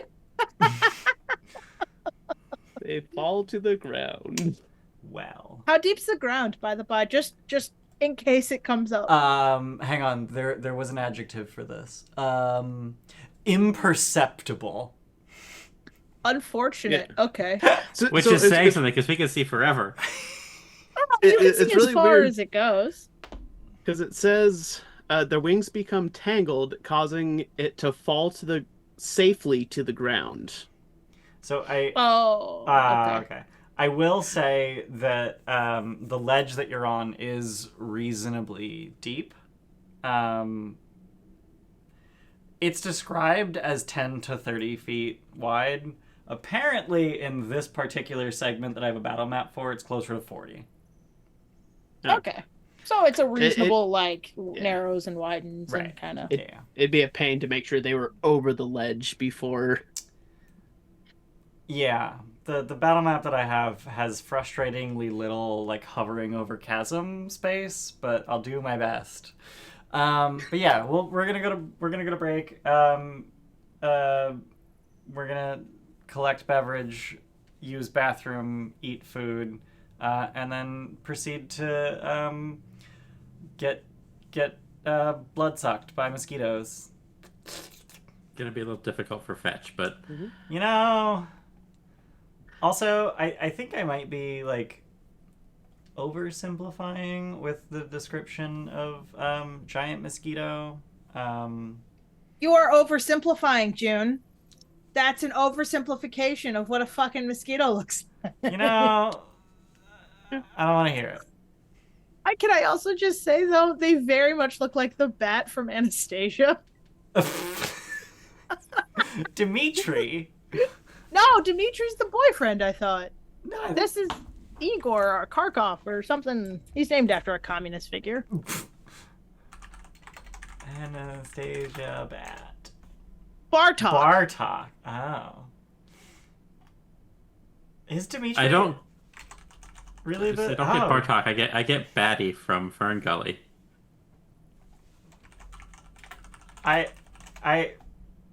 I see that more. Yeah. I agree. I'm thinking of a different. What was the? Break. Who was? Break. From what? The animation studio that made all of these films. Oh, okay. Cool. That's what I was trying to remember. All It's right. fine. Neat. All right, cool. Neat. Whatever. We're going to go to break. Don't go anywhere. We'll be back. Bye. My. Hey, Welcome back. We're playing Pathfinder. Still, Again. Forever. Always. Sometimes. Tonight. At night? Tonight. Oh, tonight. Sure. Yeah. This night. Okay. I'm gonna drag you over. I don't know why I didn't go straight to the combat scene. I'm gonna drag you over here, and we're gonna throw some people in initiative. Feel free to rearrange yourselves within reason. Also, assuming Sparky is like affixed to someone at the moment. Also, who the fuck is playing Sparky?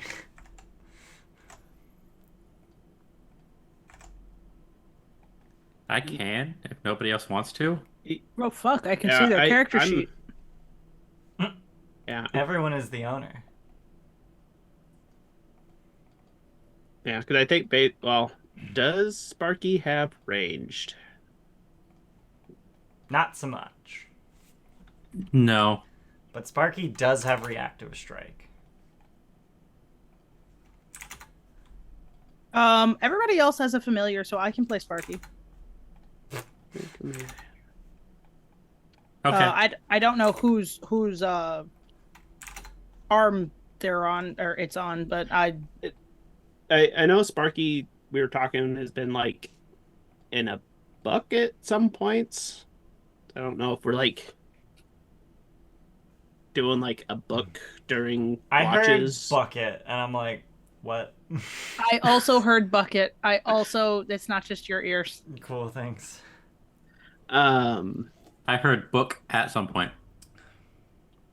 Yeah. But yeah, so I basically it's I don't know.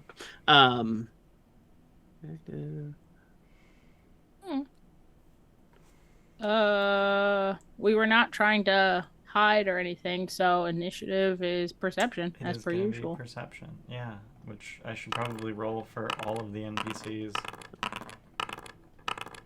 Oh fuck! Yeah. Okay, I got Archie. And Oof. This is... Don't be terrible.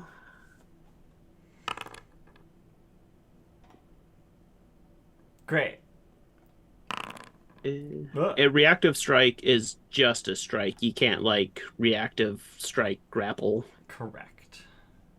Can you reactive strike before your first turn in initiative? Yes. Okay. As far as I'm aware, I don't see any reason you shouldn't be able to. Oh, apparently that's a wall. I just thought that was like terrain. But so I have. Can you describe what we're looking at first? Yeah. Yeah, so there's some like perturbations in the stone. It is not perfectly flat. So you can see like here I've got little triangles. That means that square is difficult terrain. Basically the imperceptible cliff is over to this side, and then the other side is like cliff face, like it's wall. That's a wall. You will have come from, I know the map doesn't really support this, but you will have come from what's north on this map, and forward would be down southwest-ish. Okay. And apparently there are some pillars that are blocking your vision, which I didn't realize were pillars because I have GM vision on, so I can see everything at all times, including in color. Also, for whatever reason, there's torches on this map, which is fine because you have a torch. I'm just making excuses for this being sloppy. I think this is actually a Pathfinder flip mat that the Foundry module creators decided to use, because there's no map for this in the book. There's none. There's nothing. Shout out the recent Humble Bundle that came out that everyone should look into that has a ton of maps in it. It's if you already own a lot of Pathfinder stuff, it may not be worth it. Again. Yeah, I have a Google sheet explicitly to keep track of every single Humble Bundle and if they are worth it or not. I love you. Okay. It is Redcap Cavalry's turn, which is really weird because... Is that not the one that swooped first? Well, yes, but he's mounted, and he can't do anything. Can you command your thing to go? No, but I'm just moving that so that it's, in your fucking line of sight. No, cannot command it because they're not minions. They get their own turn. But they have a reaction where they can make an attack as they swoop. So the cavalry just doesn't do much of nothing, I guess. Seems weird. So Archie, I suppose. Okay, yeah. Also, like I said, feel free to rearrange. Like, marching order, understanding that, like, this is the direction you were headed. I assume Jirago would be in the front. Mm-hmm. Baroom would be in the second front in order to talk to things if necessary. Okay. Yeah, was Archie going to be in front of Grom? Right. And Fetch is holding the torch. Sure. I can't remember if I didn't actually give Sparky the action, but I did mean to. Sparky would have a free action triggered by rolling initiative that would allow it to detach itself from you. Manifest or whatever? Yeah. And I just forgot to put it on the sheet, apparently. This is the first time we're having combat with Sparky, so add it to the list. Okay. So I think you know what I should have done? I should have put Daze and Phantom Pain on my spell list. Is there a way to denote make it to where it's like, this is because of the staff? Oh. Do they really not show up? Right, stabs kind of suck in Foundry, and there's a module for it, but it's so old that it doesn't work with the current version of Foundry.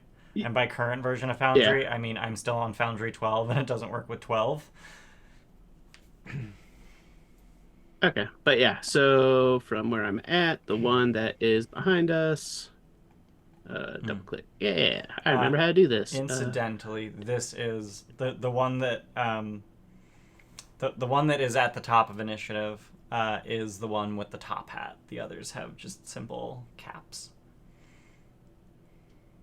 Okay. Oh, this is 60 feet. It was. I'm gonna do the one behind us and just cast Daze. Okay. On the rider or mount? The mount. Okay. And did I just basic will? So you said mount, right? Yeah. Okay. That's a fail. Okay. Let's see. Failures just. Wow. Okay. That's a bunch. Yeah. Yeah, and the stun is only the crit fail. Correct. And then we'll cast shield. Okay. And that's if I do this, will this raise my AC? If you drag spell effect shield onto you, yes. Okay, cool. Alright. Once again, it's the rider's turn and not the mount's, which is silly. I'm wondering if I'm supposed to do initiative different, but, like, should they share initiative until they become unmounted? I don't know. Fortunately... They could delay, couldn't they? We could delay. Add it to the list for mounted combat if it comes up again? Actually, that's a really good idea, and I am just going to have them to delay until after their respective mounts. Turns. Fortunately, 2 of them were immediately before their mount already. So thank you for that. That's a really good idea. So what is the mount's speed? A shitload. Cool. I was gonna say they fly, so I hope yeah. so. So it's gonna be a fly. And wow, this whole side of the party doesn't have blood to eat. I guess instead of proboscis, it's gonna be a barbed leg attack. At whom? Sparky. Oh, Sparky. I see the yellow dot now. Boop. Fuck. Yeah. Boop. That is not a lot of damage. I hope. Okay, yeah, I have Sparky selected. Damage. Good. And do I want to use grab? I do. So I'm going to try to grapple Sparky. Which is an athletics check against Sparky's fortitude DC. Wait, why do you suck at athletics? Great. Yeah, I Wait. don't. Your target can either grab you as if it succeeded or force you to fall and land prone. It fails so hard at grabbing Sparky. Sparky can choose whether to grab it or knock it prone. Also, What would knocking it prone do to a rider? Knock it. It's flying, so yeah, knock it prone, right? yeah, probably. Yeah. Then that gives a target So for then- Sparky. Yeah, and it also makes it off guard against Sparky, right? Or off guard in general. Off guard in general, and So, yeah. also that was its third action, so it can't even stand up. How high up was it, and at what point does a hovering creature take fall damage? It would have been no more than 5 feet up since it was To melee attack. meleeing. Okay. To the second question, I do not know, and I actually don't know what happens to the rider either. To the list. I assume the rider falls off and ceases to be mounted. Are they prone? Is the I real am question. going to imagine the rider is also prone. Okay. 2 prones for the price of 1. I'll take it. So that was the mount's third action.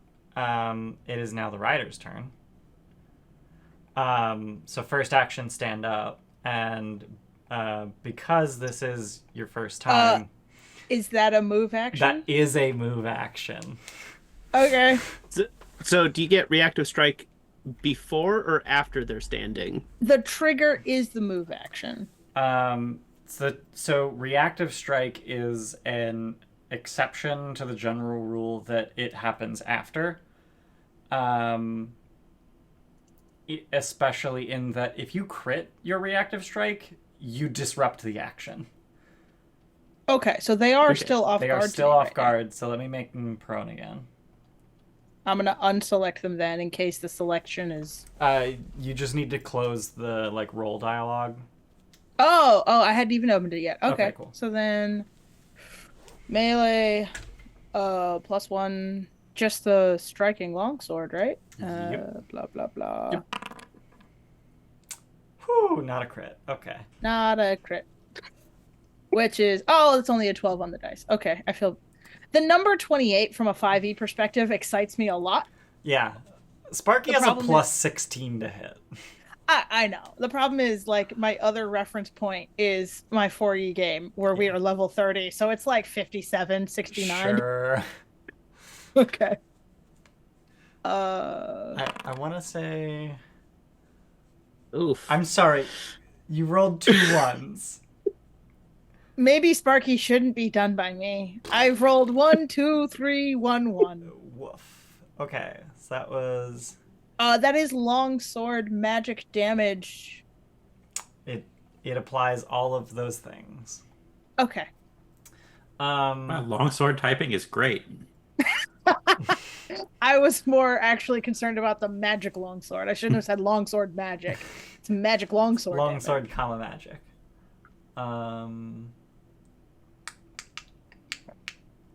That requires that.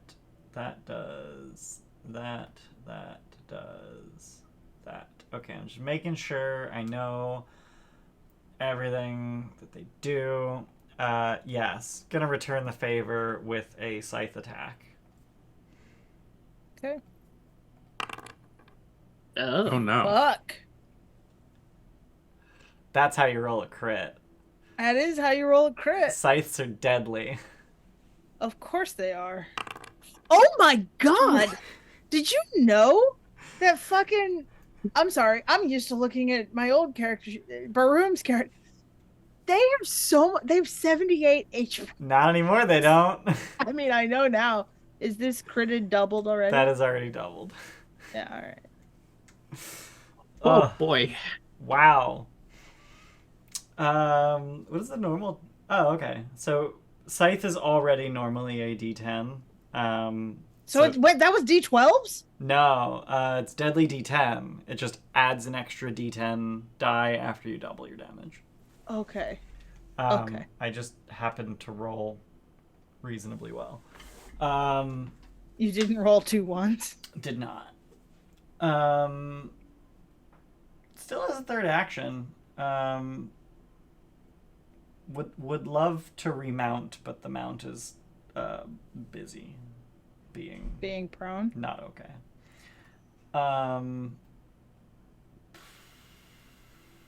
This went very poorly for this red cap very quickly. And this is the one that's the top-hatted red cap, right? No, that's this one. Ah. I guess it's just gonna be map scythe. Please don't crit again. Didn't crit again. I appreciate you. Thank you. I don't appreciate that. Sparky looks like fucking shit, yo. Holy fuck. Where did Sparky Sparky's hit points looks go? Terrible. Into a scythe. Well then. It is Drog's turn. This is me just playing with myself. On camera for everybody to see. Yep. Subscribe to our OnlyFans. Only trolls. Only trolls. Oh damn.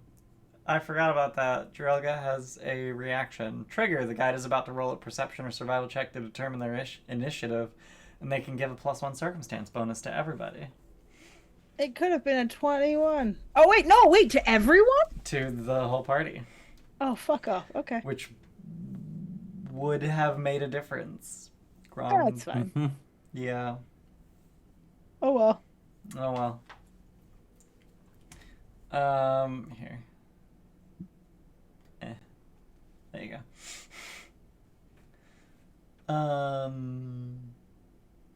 Okay. God, what does she do? She does guiding words.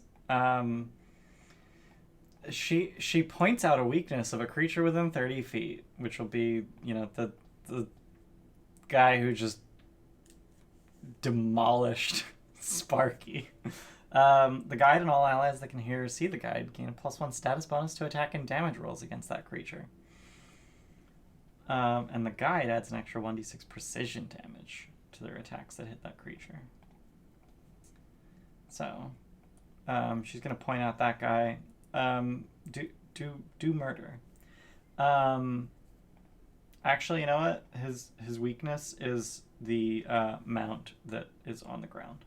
So, we're gonna point out this guy's weakness, but then we're going to attack the mount. So she's gonna stride over here. Doesn't really need to flank it because it's already prone, but gonna stab it. It could be relevant later. Could be. Gonna stab it with a short sword.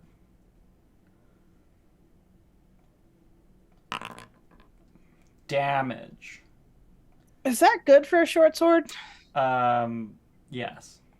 Okay. Well, it's better than the fucking long sword, so that's why I'm upset. I mean, it's not a +1 striking short sword. It's just a short sword. Yeah, I know. It's more offensive how... Yeah. Uh-huh. Yeah. You rolled giga doo-doo butts. And that's her 3 actions. Baroom. Okay, good. This mosquito is covered in blood, and it is actually its own. Okay. Rallying anthem. So everybody put that on. Neat. I tried to macro it. It did not fucking work. It hates macroing. Yeah. It hates macroing. I do not understand.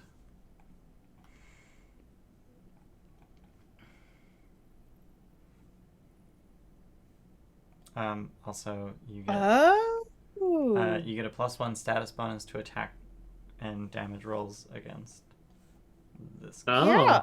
Yeah. Archie, relevant for you, just rereading the text of telekinetic projectile. No specific traits or magic properties of the hurled item affect the attack or the damage. Yes. That is relevant if one were to, for instance, have a cold iron dagger. Correct. So I am going to step Mm-hmm. and then target it and stab it with a cold iron dagger and see if that does anything. Oh, Like, okay. more specific. Why does it have... Oh. That's the thrown usage. Okay.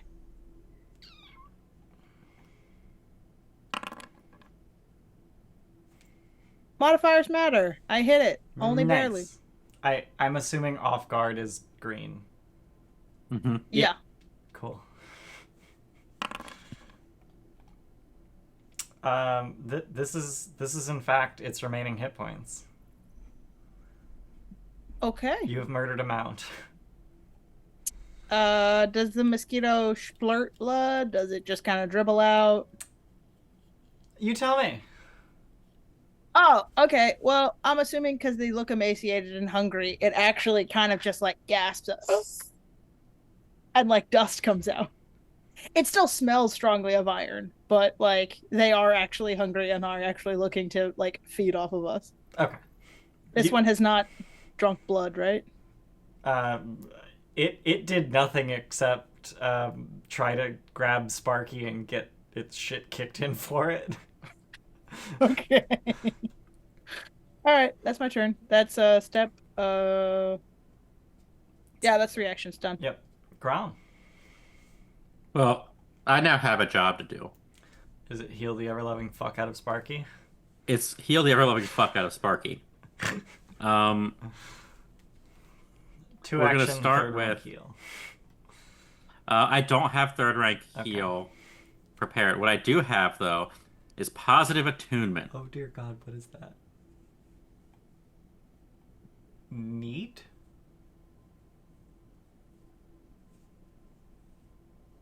Neat. So we're going to do positive attunement on Sparky. Okay. It gets to heal 1d8 a lot.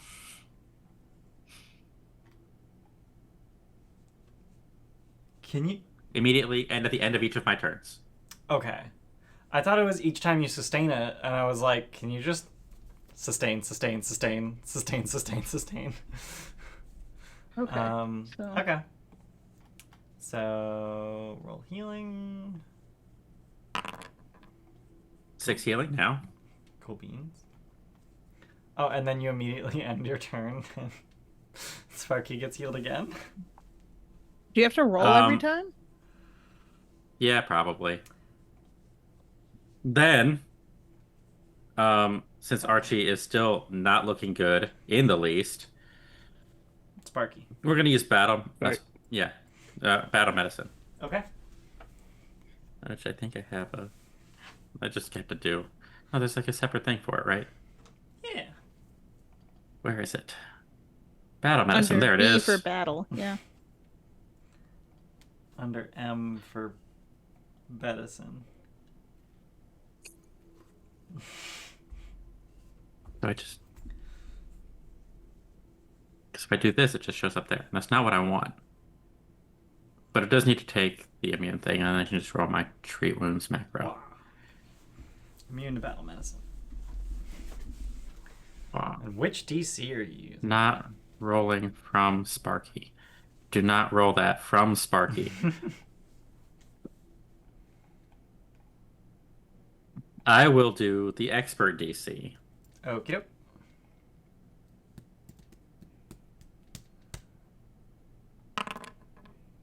Oh no. Yay. Yes, that feels better.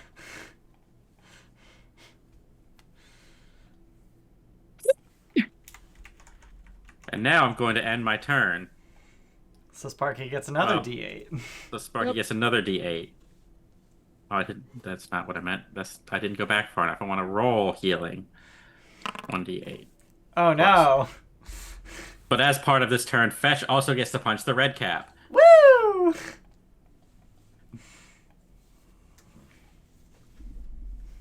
Strike. I meant to put on different music. No, he doesn't. No. Oh dear. Fetch gets to. Fetch doesn't succeed in it. They're shorter than he thought. Fetch is aiming kind of like where they expected them to be. Mm-hmm. They stood up from prone and yet gained no height. Right. There it is. And that is the end of my turns. Okay. Trying to decide what music.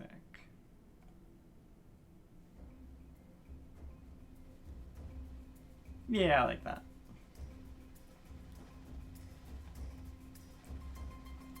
Okay. That's a good bop. I like having a variety of battle musics because I don't want to always use waiting time because that one fills people with dread apparently. All right. It doesn't fill you with dread if you don't have the sound on because usually there's sounds of pages and crowds and whispering. And I don't need that in my ears. No, not so much. I realized on Sunday that I could hear the sounds of High Helm coming out of my computer. Oh no! I had a real similar thing. I was turning on the PS5 and I used headphones for that. Mm. And I turned them on and it's like, oh, it's connected. And then went, it's connected. And I'm sitting there, I'm like, I'm not hearing the game, but like, I swear there's like, the computer was on and it connected to the computer and Foundry was up. Great. Okay. So we're gonna go to the other side of the party and try and do the same thing to Archie, and maybe we won't critically fail the grapple this time. So we're gonna actually, you know what? Yeah, we'll do a grab. Yay! Damage. And Archie has a response. Oh no. Archie will cast Blood Vendetta. Oh dear God. As Archie begins to bleed, his blood turns into a weapon. Look what you did, making me bleed my own blood. That's exactly what it is. So yeah, the mosquito needs to make a save. Oh boy. Whew. Okay. Still half So it only- bleed damage. It's still persistent too. Yeah. Yes. So it takes 2d6 Half. or yeah. So And you just roll it and then you hit the half button or something. Yeah. yeah. Yeah. There we go. 0.5 times 2d6. Great. So yeah, now it has bleed on it. And then for its third trick, it's gonna use grab. Which is an athletics check. Success! Which means Archie is grabbed. And Archie's going, God damn it, get the And unfortunately, that is third action. So it can't swoop away with you. It does take bleed damage. I gotta remember to Roll recovery check. take that. Failure.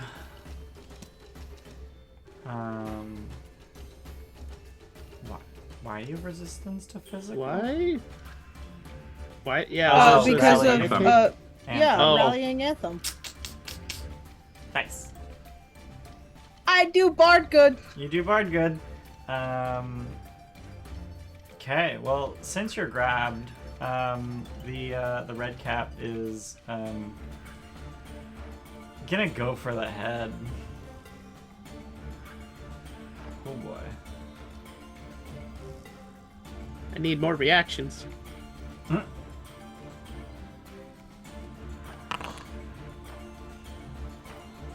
Okay, so Archie's probably about to die. Hey, look, another 37. Would you quit? It doesn't hit. It wouldn't kill Baroom. Are you dead? No, I'm still alive. Still alive. I got 12 hit points. I really don't have anything to do other than just lay into you. God, Hit by zero. exactly. Yep. Yay, grab. Alright, and that's. But dang. Alright. That's you. That's Archie. Archie's out. That's you down. Yeah.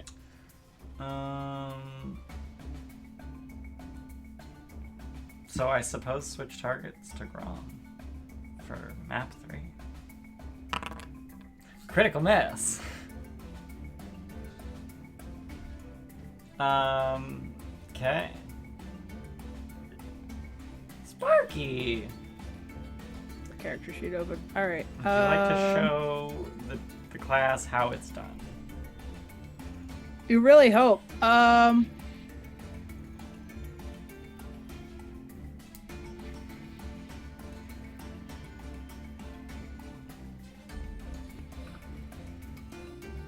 Okay, so we're and going Archie's to. initiative changes.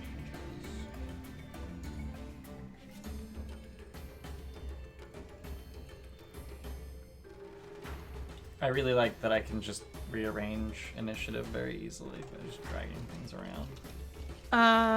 Thank you, Pathfinder. Okay, so theoretically, I mean, I see a beautiful option. well, I'm trying to. Yeah, I'm trying to learn how this works. So theoretically, they're slammed down, but I have to step then slam down, and it gets into a whole thing. All right.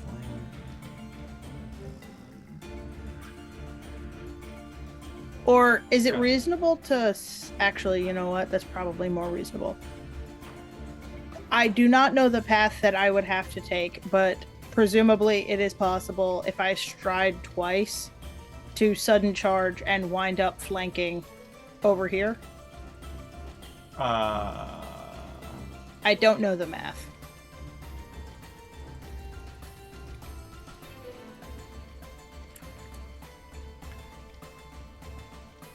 Yeah. I mean, yeah. Oh no, fuck, stop. I accidentally was. And can it be flanked if it's 10 feet off the ground, is I guess my question. It is actually not. It is 5 feet off the ground. Is it possible to flank then with somebody if we're not? We're on 2 opposing squares, both technically underneath it. I do not believe that it is technically flanking. Okay. In which case, no, stop. Fuck. Can I offer an alternative? Yes. This guy's right next to the edge. He looks very pushable. He looks very Is he? pushable. Yeah. Oh, okay. The west side of the map is The not west cliff side edge. is a wall. The east side is hole. Mm-hmm. Okay. That is a different knowledge that I did not have. And he's not on a mount, so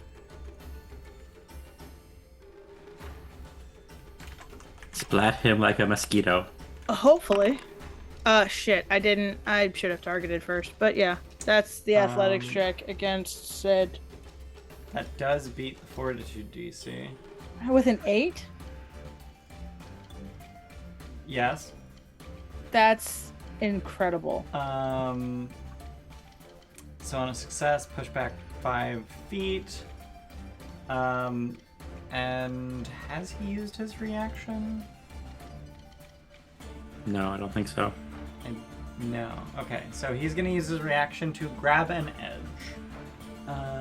Oh, is that a reaction? That's important That is to know. a reaction. When you fall off or past an edge or other handhold, you can try to grab it. You must succeed at your choice of acrobatics or reflex save, usually at the climb DC.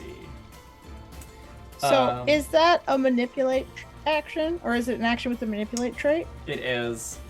Could I reactive strike? You absolutely can. Get fucked. Just swing at his hands as he goes to grab for the ledge. Yes. Yes. Oh, dear God. That's a miss. Oh. And you know what? Fuck this shit. Hold on. Where, if I were the button... There's not a button to do hero point usage. And I don't know why. Is it opening below the message? Like, I've scrolled all the way down. I see reroll using a hero point. I don't. Shall I click it? Can you please click it?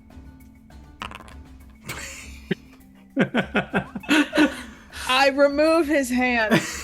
I would actually like to know if the hand successfully grabs. No, because you disrupt the triggering action. Oh, okay. Well, then the hand and the thing go falling into the. I want to know how much damage this does. It's gonna be 2 or some shit. Okay, 20. 20's pretty okay. I rolled a 1 again, so not really. I mean, no, but it is 20 fucking damage as a reaction on your turn. But also, yeah, he falls to his death. Without Splat his hand. him like a mosquito. Without his hand. I'm imagining more like you swipe off the fingers. I just aim blindly and there's blood and then it falls. Right, but what's left at your feet? And I'm thinking fingers. A finger. It wouldn't have succeeded even if it tried. Like, it was a desperate attempt that was gonna fail. And I'm like, Okay. just in case. So that was your first action. Uh-huh. Yeah. Also, how does multiple attack penalty work with reaction attacks? Adding it. I'm happy to say that it adds to map. This strike doesn't count toward your multiple attack penalty. Reactive strike says that? Oh, it says it in the text Yeah. of the thing. Yeah, we would just have to read the Okay. read the text. Your multiple attack penalty and your doesn't apply to the strike. Okay, cool. Okay, cool. That was your first action. Your Yeah, math now I is sudden -5. charge. Okay. And I'm going to sudden charge this thing. Okay. The mosquito. I was like, you're kind of on top of Archie, but Archie's unconscious. It's Yeah. it's irrelevant right now. right.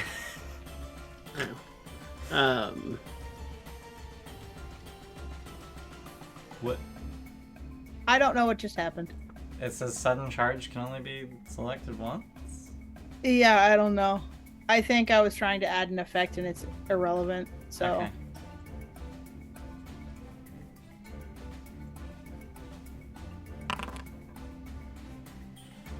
okay, I hit the mosquito. Yep. Aren, what the fuck? I don't know what's wrong with me. I don't know what's wrong with me. Aren, what the fuck? I am statistically improbable, but only in a bad way. Aren, what the fuck? So many ones. Can you put the digital dice in dice jail? Okay. There's not a macro in Sparky or anything, right? No. So, Here's a fun thing. One of the things that giant blood seekers like to do is seek blood. So this one, when it starts its turn within 60 feet of a creature with bleed damage, it must attempt a flat check. On a failure, it attempts to move adjacent to the bleeding creature and strike it with its proboscis. Who's bleeding? This The other mosquito. Mosquito. Oh, it's got to attack its... Oh no. It gains a +4 circumstance bonus to attack rolls against this target. It's so hungry. Let's check blood crazed. So that attack against the red cap was higher because there was a +1 status bonus to attacks against that one. Yeah. Wow. Congratulations. Again!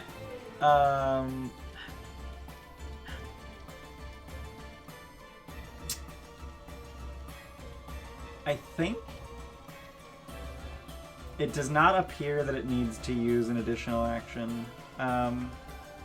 to continue to do so. So for its no, don't add a fucking bookmark. Stop that. I don't even know what I did. So for its third action, it's just gonna fly past. Okay, the other guy didn't come with it. And as they fly past Baroom, this guy's gonna use his flyby swing and make a strike at Baroom with Scythe.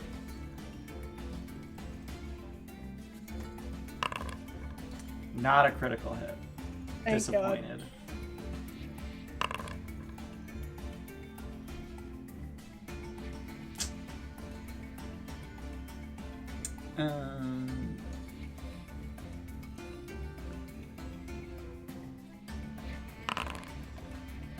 Now it's the red cap. I need to untarget people. It's the top hat's turn. No, that's this one. No, it's the guy who literally just attacked you's turn. Oh, but and like they're all the way over there. yeah, like he can't do a whole lot. So he does nothing. Drell's turn. I mean she's obviously gonna point at the mount hovering above nothing. So do I put guiding words on the enemy? No, I think I put guiding words on each of you. And that'll maybe give you a toggle. I don't know. I'm just gonna slap this in chat and you can add it to yourself if you want. I don't know what it's gonna do. Don't know what this effect is supposed to be for.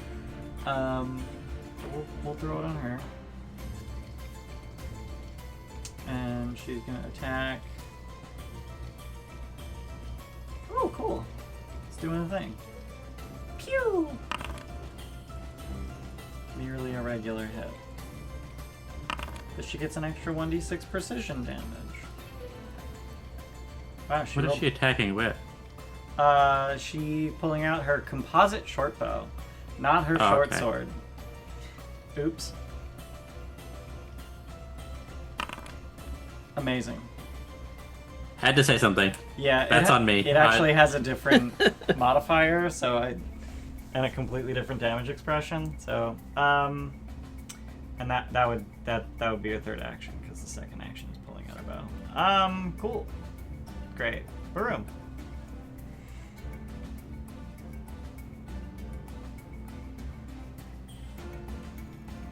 We're gonna courageously anthem, so everybody put that on yourselves instead. And I love seeing the effects just disappear and pop up.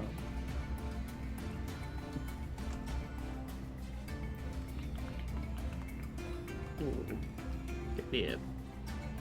Do I get that even though I'm unconscious? that is a good point. You are unconscious. I'm going to... Fuck. Alright. You're gonna fuck it. What? This isn't the time for that. I was gonna Okay, soothe Professor Archie. Oak. I was gonna soothe Archie. I think that might be of use. I can't aim at Archie though, so. Oh, there it is.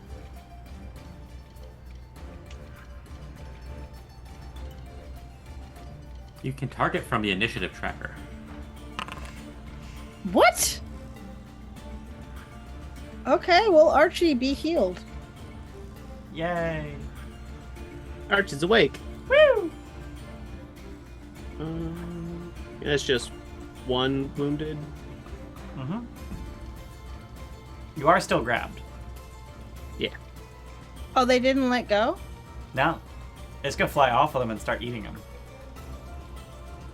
I mean, yeah. But, you're awake now. Maybe you can do something about it. Yeah. And if That's my not, turn. It's gonna fly off with you and start eating you. Alright. Grom. Okay, so I'm going to sustain the spell on Cool. Sparky. Okay. I'm going to. Do I want to do this? This probably isn't very helpful right now because they're probably not going to hit fetch a whole lot.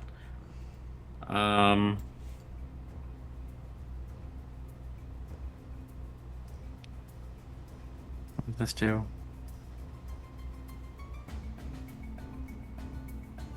I can't apply Courageous Anthem to Draga, but she should have it. Ah, cool. I'm not rallying anthem. In case the things are scary. So, Guiding Words is supposed to be on you. In case people want to add that themselves. Although that is a status bonus to attack and damage rolls, which Courageous Anthem also is. It's only against one creature, though, right? Correct.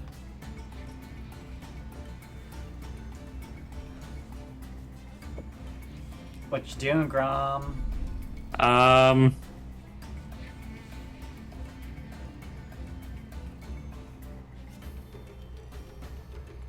We're going to hydraulic push, I think. Okay.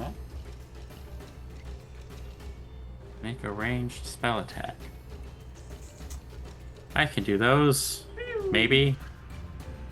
We're gonna do this. Whom are you targeting? The mosquito that is grappling Archie. Oh, okay.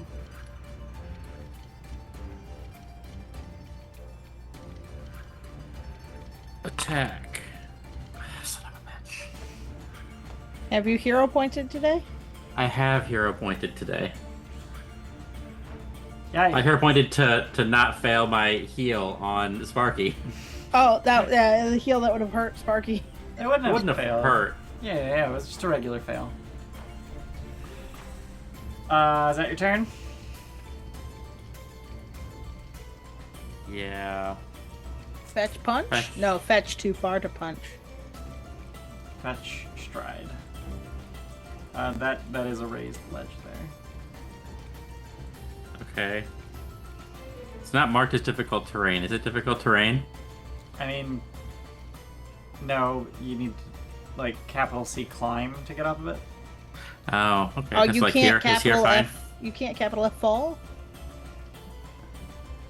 Huh? It's an up. It's plus 10 feet. Wait, can Oh, you it's- not see the plus 10 feet? It I does can say see plus 10. I just plus. didn't. I wasn't looking. Okay. It's a little further over than I was looking because I can see these squares here, but I wasn't actually. That was Yeah, just my like- tunnel vision. Yeah, like there's difficult terrain steps to get on top, or you would capital C climb the cliff. Right. face. It's marked. I just wasn't seeing Okay, it. cool. Like because I would not put it past me to have that and have it hidden, so only I can see it. No, I see 10 and I just didn't read the plus. It goes up. It is Mosquito's turn, and Mosquito is going to Proboscis. Oh. Yeah. Sparky heals. Yes. Oh. for 1d8.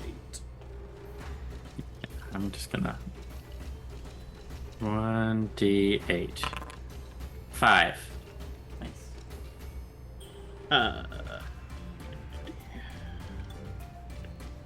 Wait. I have 44. Oh, I could have hit the heal button. I'm a dummy. Well, so this is kind of weird. Archie is grappled and underneath Sparky.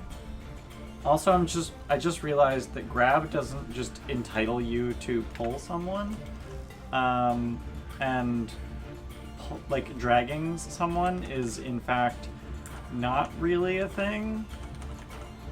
We tried to look this up once, and it was very, very irritatingly difficult. Correct.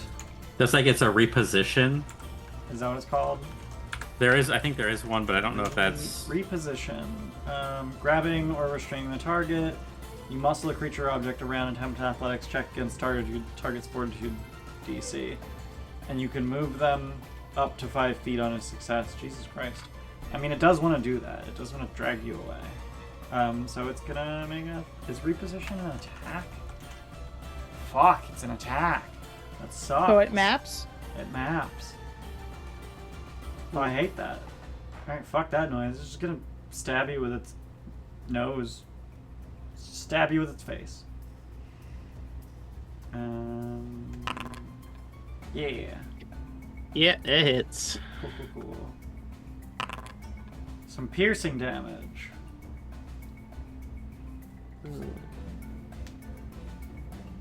Make sure I have... I think I have Archie. Yeah. And then it's going to use Blood Drain, which is literally just auto success. You take, 8 untyped damage, apparently, and become drained 1. Yeah, still awake. Woo! And now it's going to use Reposition, so it's going to use Athletics with Map.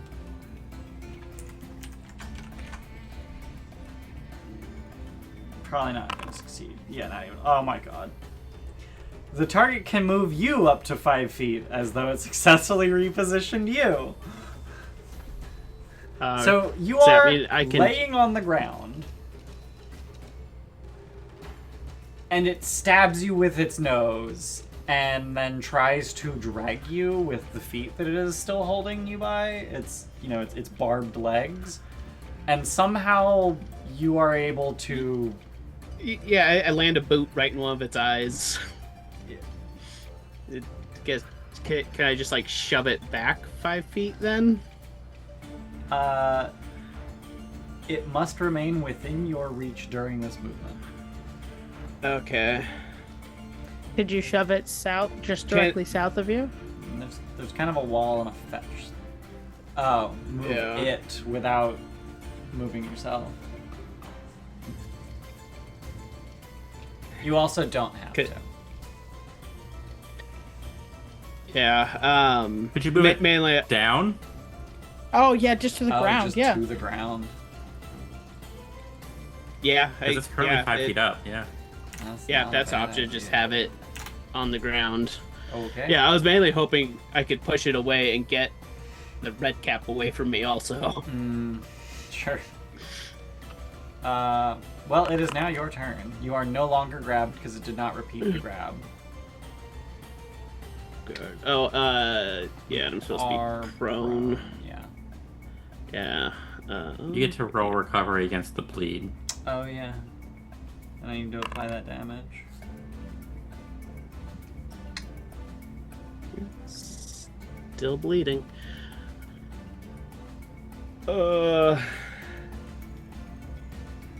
I'm not doing great. Do I just wanna...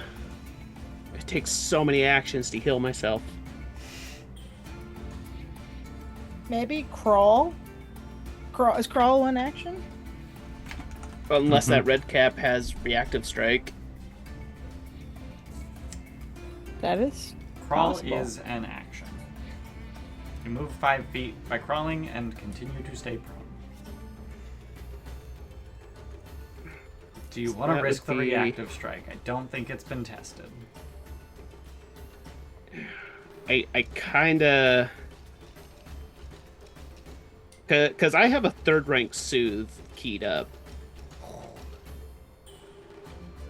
which feasibly could do a bunch. Yeah. 3D That might be But that might be worth it for you. Yeah. Yeah, because I'm at 2 HP right now.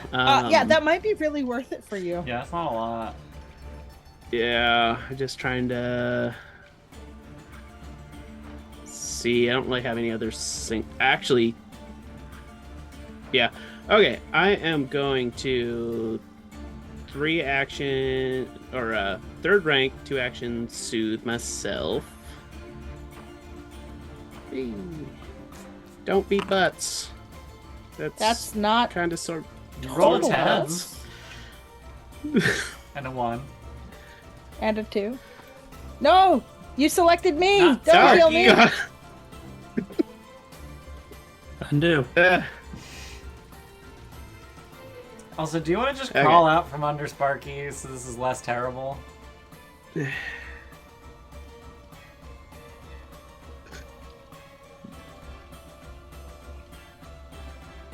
So we did, in theory, just test reactive strike. Yeah, that would have. That is a manipulate action.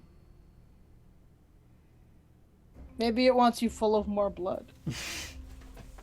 Yeah, so let's see what Evil Eye. Yeah.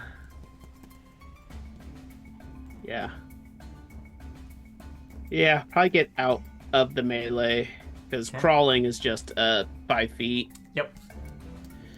Yeah, and then I think that is.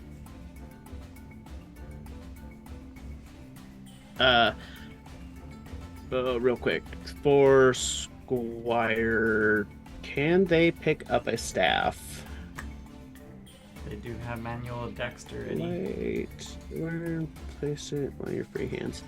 Yeah, I'm almost thinking the patron's puppet, free action. Squire grabs the staff off the ground and brings it back to me. Oh, it has valet. Yeah, or Oh, that's to grab things from Wait. here. That's grab things you're wearing. Okay. retrieve. Oh, you're damn it. It can still pick it up though, and then use. So it would be an action to pick it up, and then Action an to pick up. action to hand it to To you. move. Okay, yeah. Yeah, can do that, and then Yep. Archie can at least have his staff again. Yep. So it's not Beans. forgotten laying in the battlefield. Yeah. And that's The Archie's benefit turn. of valet is that it's one action to grab thing on your person, hand to you. Yeah. Whereas in this case, it's grab thing off floor, hand to you as second action. Yeah, and that Um, takes cat. one of those. Oh, there we go. Red cap.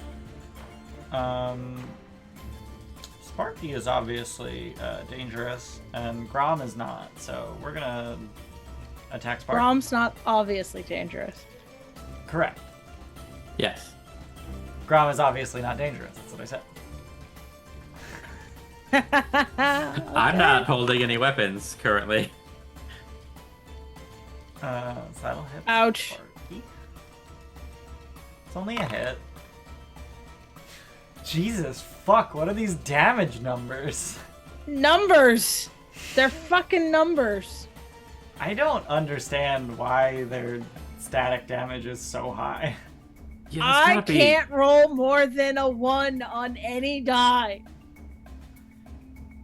Fuck. Those have to be striking too, then, right? No, this is a single die. They better fucking be. It's a D10, Uh huh. and it's a single die. Uh huh. They get some bonus from something, because that's... Being evil, probably. Yeah. You should recall knowledge and figure it out. Except we're too busy not dying. The thing is, Yeah. monster stat blocks don't follow player rules. Second attack will miss. I guess I just go for a third attack, right?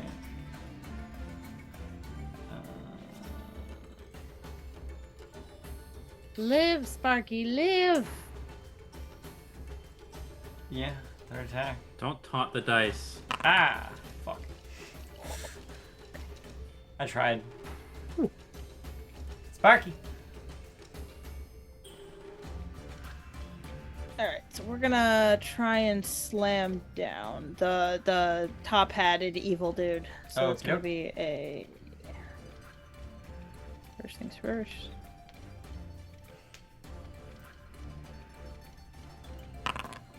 That's gonna be a hit. Yep. Ah, okay. Okay. Hey, look, a damage number. A real one. A real one. And then because of that, so we can do trip. So we're gonna try. And the trip does not apply the map. Yeah.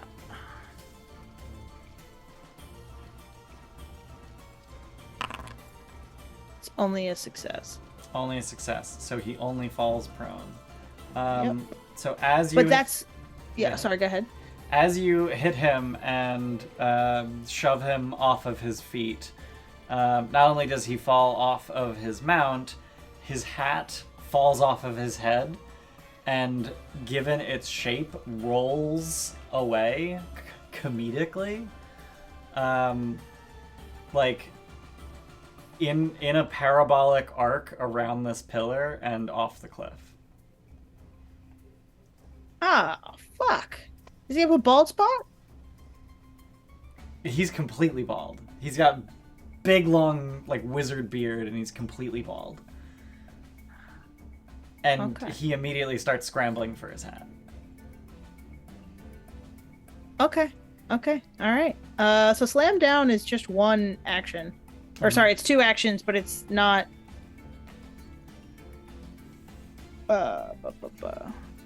And the athletic did not apply map, right? Yeah, it didn't. Good. But now you have map 10. Oh. Because trip is an Understood. attack. Yeah.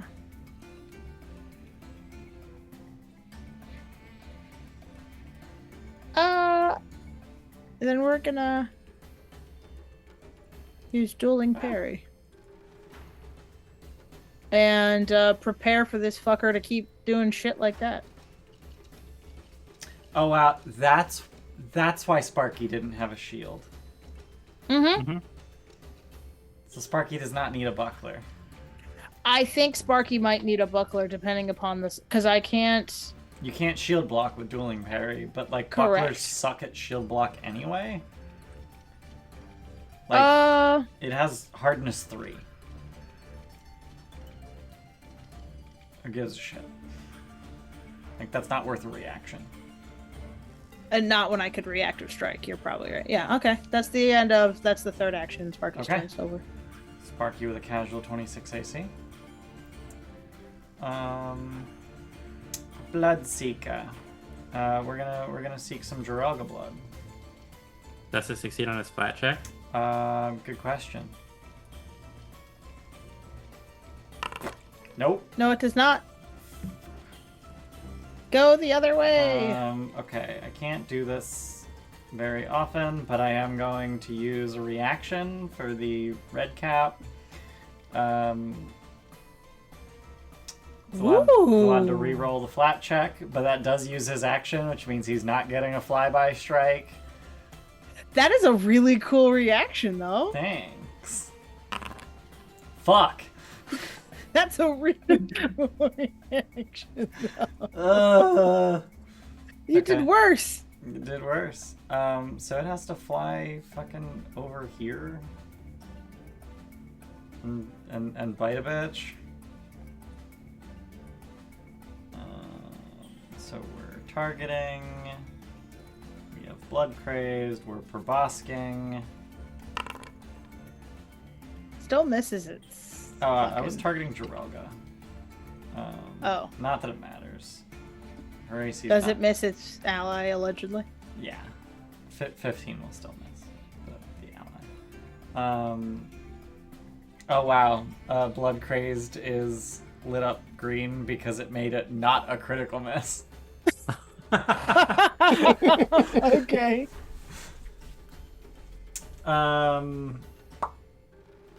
Do I third action run the fuck away? No, I don't. I third action barbed leg fetch. Excuse me.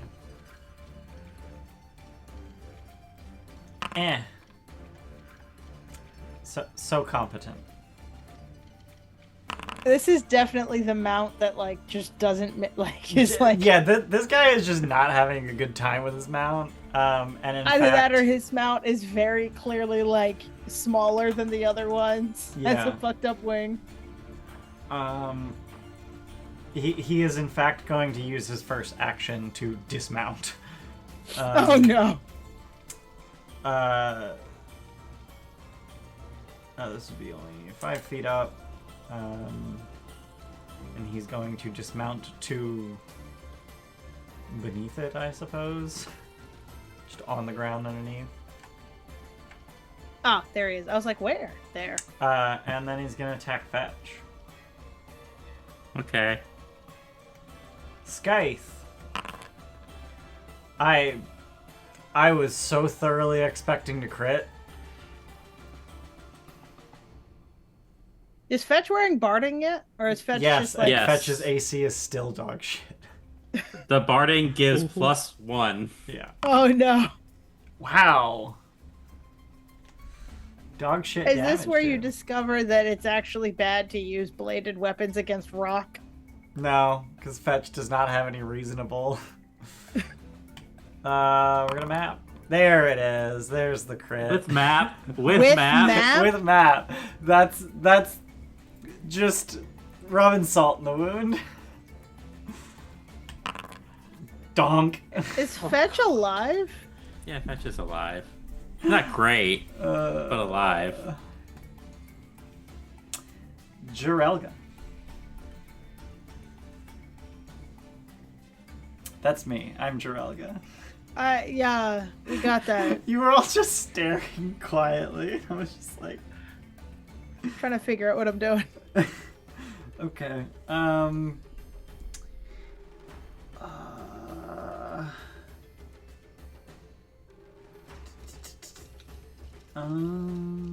I think we mark the bleeding mound. So that's gonna be guiding words. Slap that on her. Guiding words attacking designated target. Pew! No.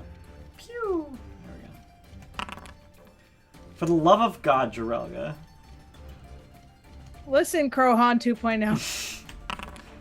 Yay! Hello. Okay.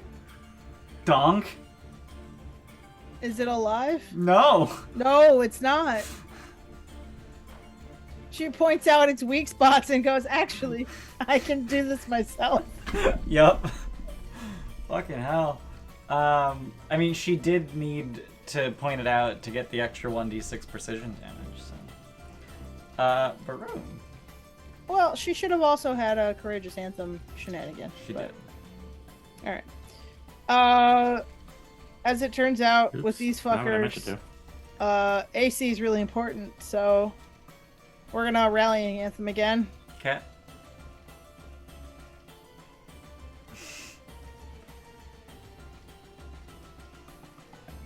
And I'm gonna point at the...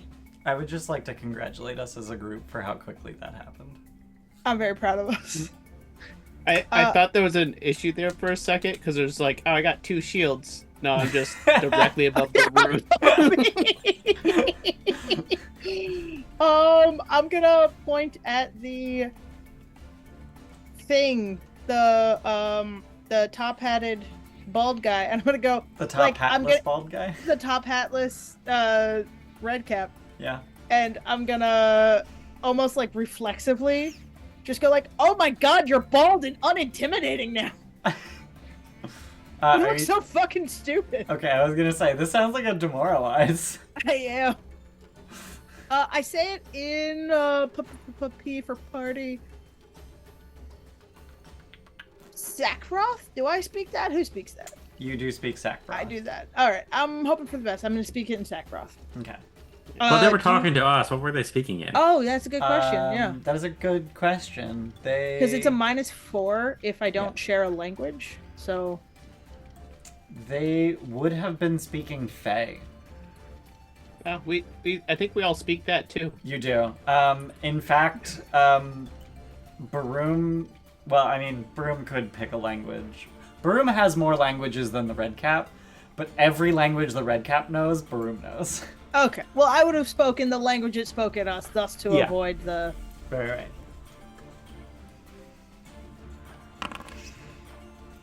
Ooh.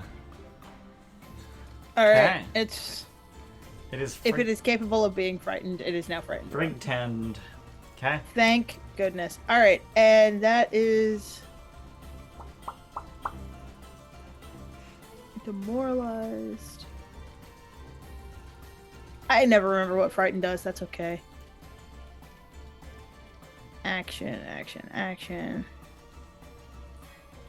Now we all have AC bonuses.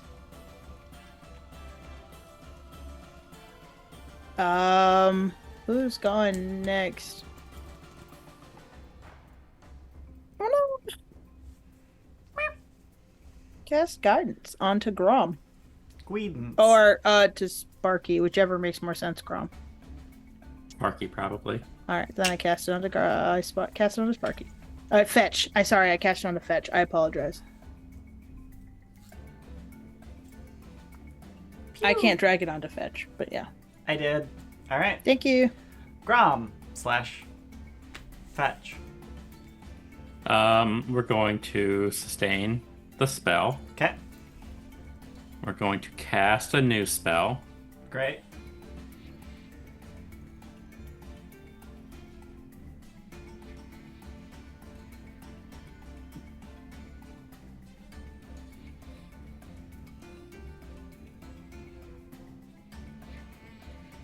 Fungal infestation. Oh boy. Oh boy. All right. Let's do fortitudes. Okay. Save. Fail. Fail. Ah, frightened mattered. Yup. Frightened mattered. Nice. So on a failure, they take. The success they still take half. That's what I was looking for. Okay. So I guess they all get And fungal what infestation. did you cast that at second rank? Second rank, yeah. They get fungally infested. Yep. They start sprouting mushrooms. Alright, so I'm gonna hit.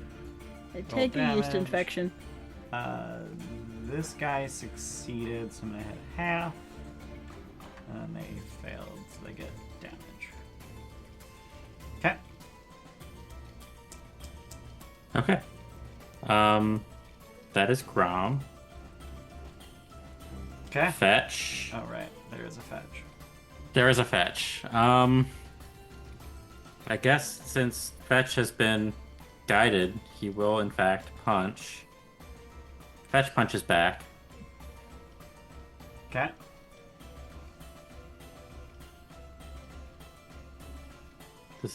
Guidance is not checked. Is it attack rolls?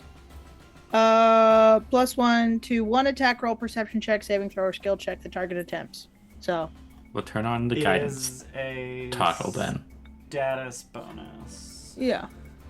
But And you it not a doesn't courageous stack. anthem. Yeah, it's rallying No. anthem right now, Right. which is why I cast guidance. I'm learning Stacking them status bonuses. in different places, so Yup. they matter. Fuck. Oh dear. Well, it doesn't matter if you roll a 5, Grom. Fetch. Fetch! Alright. Archie. Fetch is just trying his hardest, okay? He's Yeah, and doing then- his little rock damnedest. He's And then a Sparky tank. gets a D8. Sparky gets a D8. Oh yeah, what's the D8?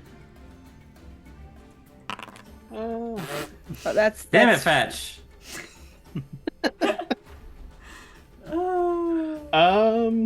Yeah. I would So love that 5 there. Yeah, I think. You want to be Archie wants to unthroned? try out a new thing. So, on the red cap, their top hat rolled away. Baroom pointed out, "Hey, they're bald," and Archie's gonna point and laugh and say, "Oh my God, you are so bald!" and cast blistering invective. Oh fuck yes! Oh my god.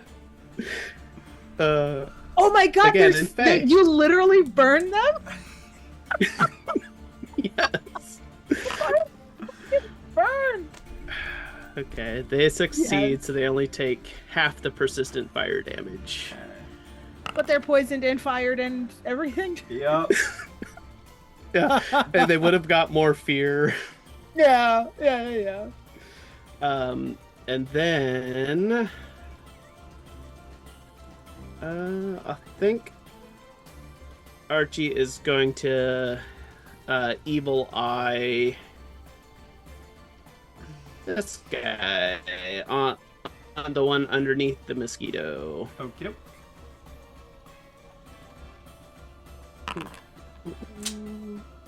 Oh. One success. Okay. And I don't think there's any turn-based negative effects out there. Fear on this guy. What's that? Or is that what is the fear from Demoralize last? Frightened automatically goes down by 1 at the end of his turn.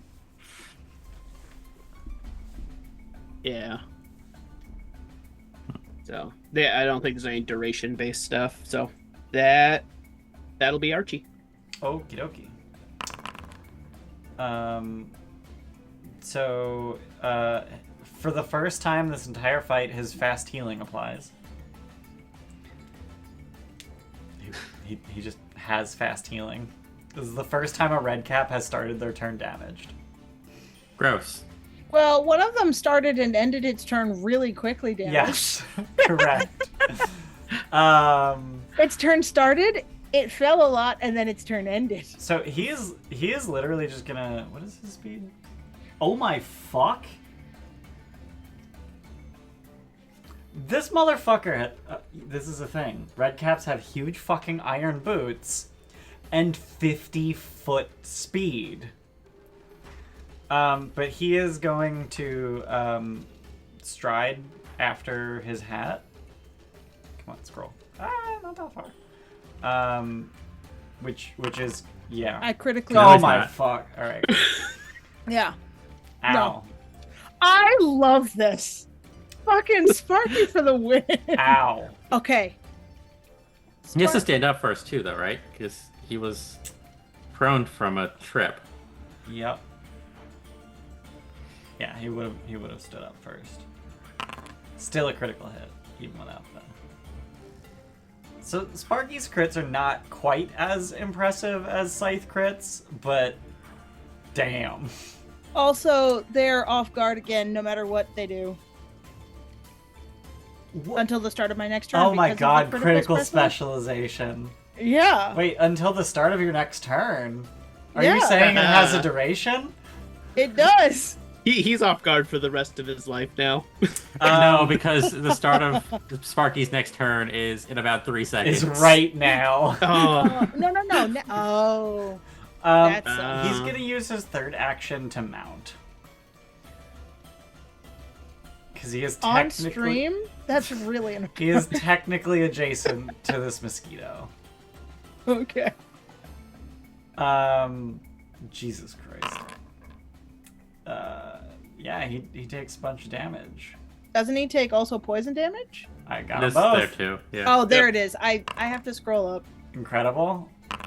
Amazing. Alright, great. He gets rid of the half fire, but not the full poison. Go fuck yourself.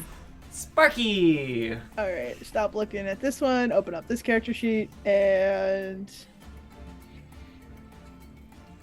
This fight started out terrifying and is now a comedy of errors. Except there are still 2 red caps Oh, I know, and they're terrifying. with terrifying scythes, with terrifying attack mods. Who looks worse?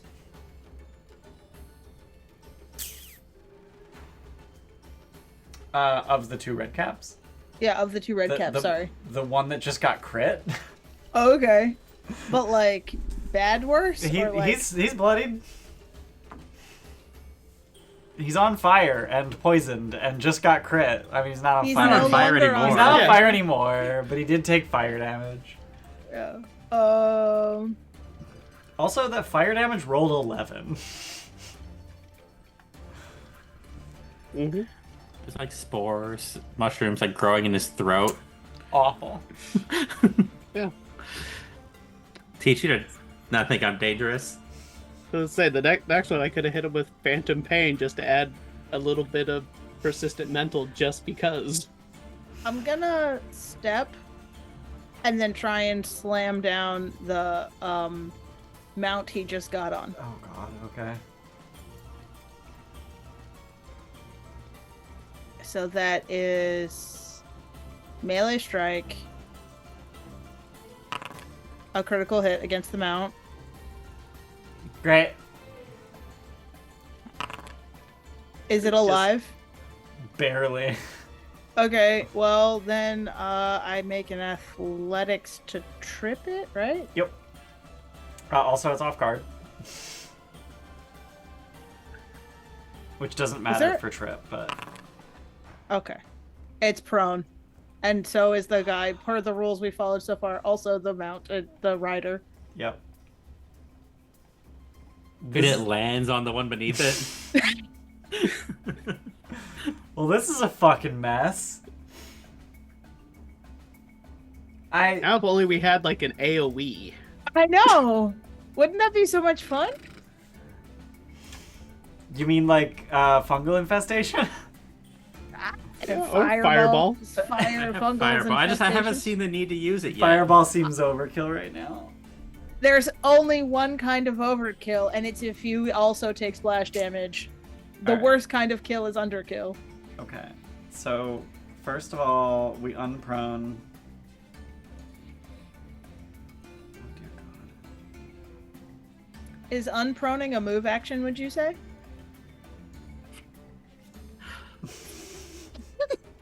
If this thing's barely hanging on, it's probably gonna die to poison.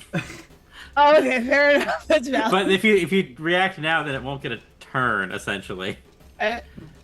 But also, then there's if other you red save cap. it, Yeah, there's other reactions to react to. Fair enough. like if the top hat one wants to stand up. No, he Anyways, doesn't.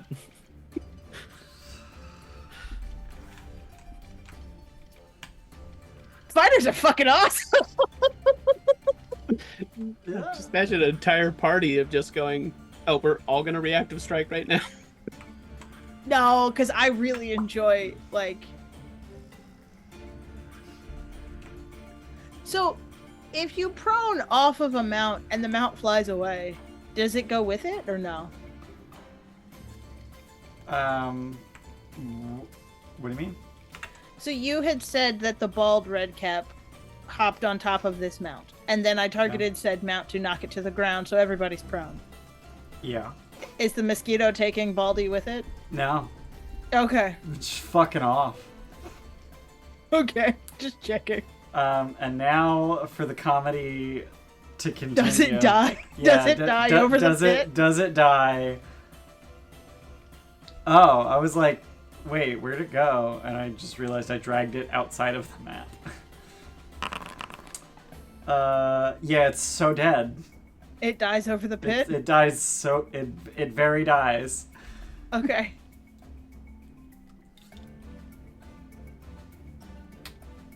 So...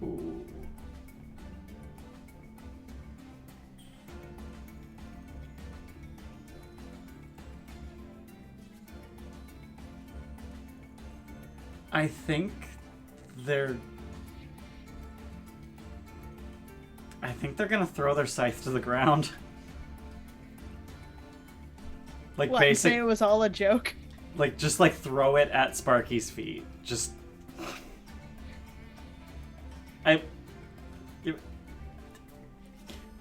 we don't want to fuck with. Nope. And Top Hat is literally like on his fucking stomach, like reaching out. My hat. Did the hat fall into the? Oh, it's yeah, fucking it's fucking gone. They are surrendering. Do you accept their surrender? Baroom would. Yeah, if they're not going to attack us anymore, then maybe the poison doesn't kill them? Oh, I mean, he has fast healing that outstrips okay. the persistent poison's 2d6 and he heals 10 around. So, like, if no one's, damaging him, he will heal faster than that damages him. Stochastically, unless I roll fucking 12 damage for 17 rounds in a row. And don't I rolled overcome 2. the persistent poison damage. Right, and never make the recovery check. Yeah. Statistically, it would be probable for a large enough number of them, but Yeah. Yeah. Archie will look over at Jarelga. What's she looking like? She is hanging back, arrow knocked, string drawn, waiting for indication. Ready to kill, but doesn't want to antagonize. If you're not going to back her up. if we leave combat, or even if we are still in it, I would like to sense motive. Mm. To see how, like, I guess the question is, no, I'd like to sense motive. Just figure out how Sincere said, what do you call when you give up in battle? Surrender? Surrender. Thank you. How Sincere said surrender seems to be. Okay. That's why it was too much alliteration. Sure. Yeah, go ahead. That is secret perception.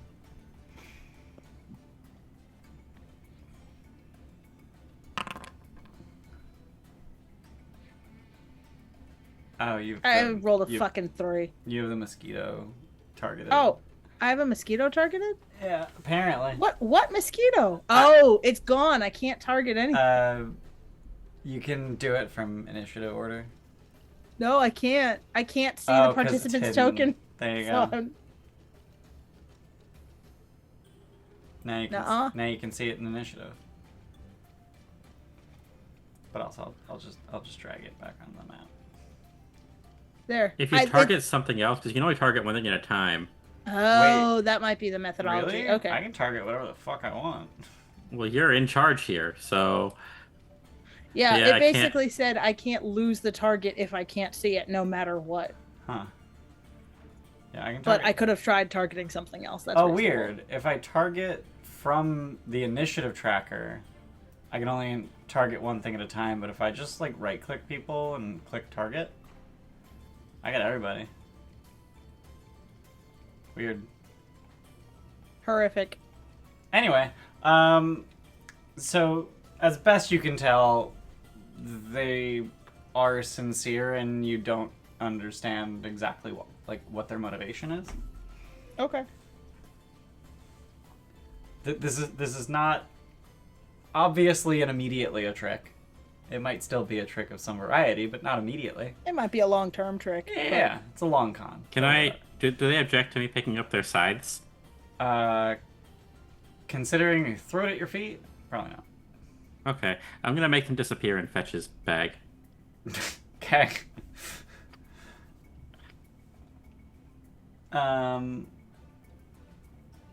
So once the like kerfuffle is over and like parties are starting to recover, they just like turn and run. Like they run towards the city. And fuck you too. That's not where your hat is.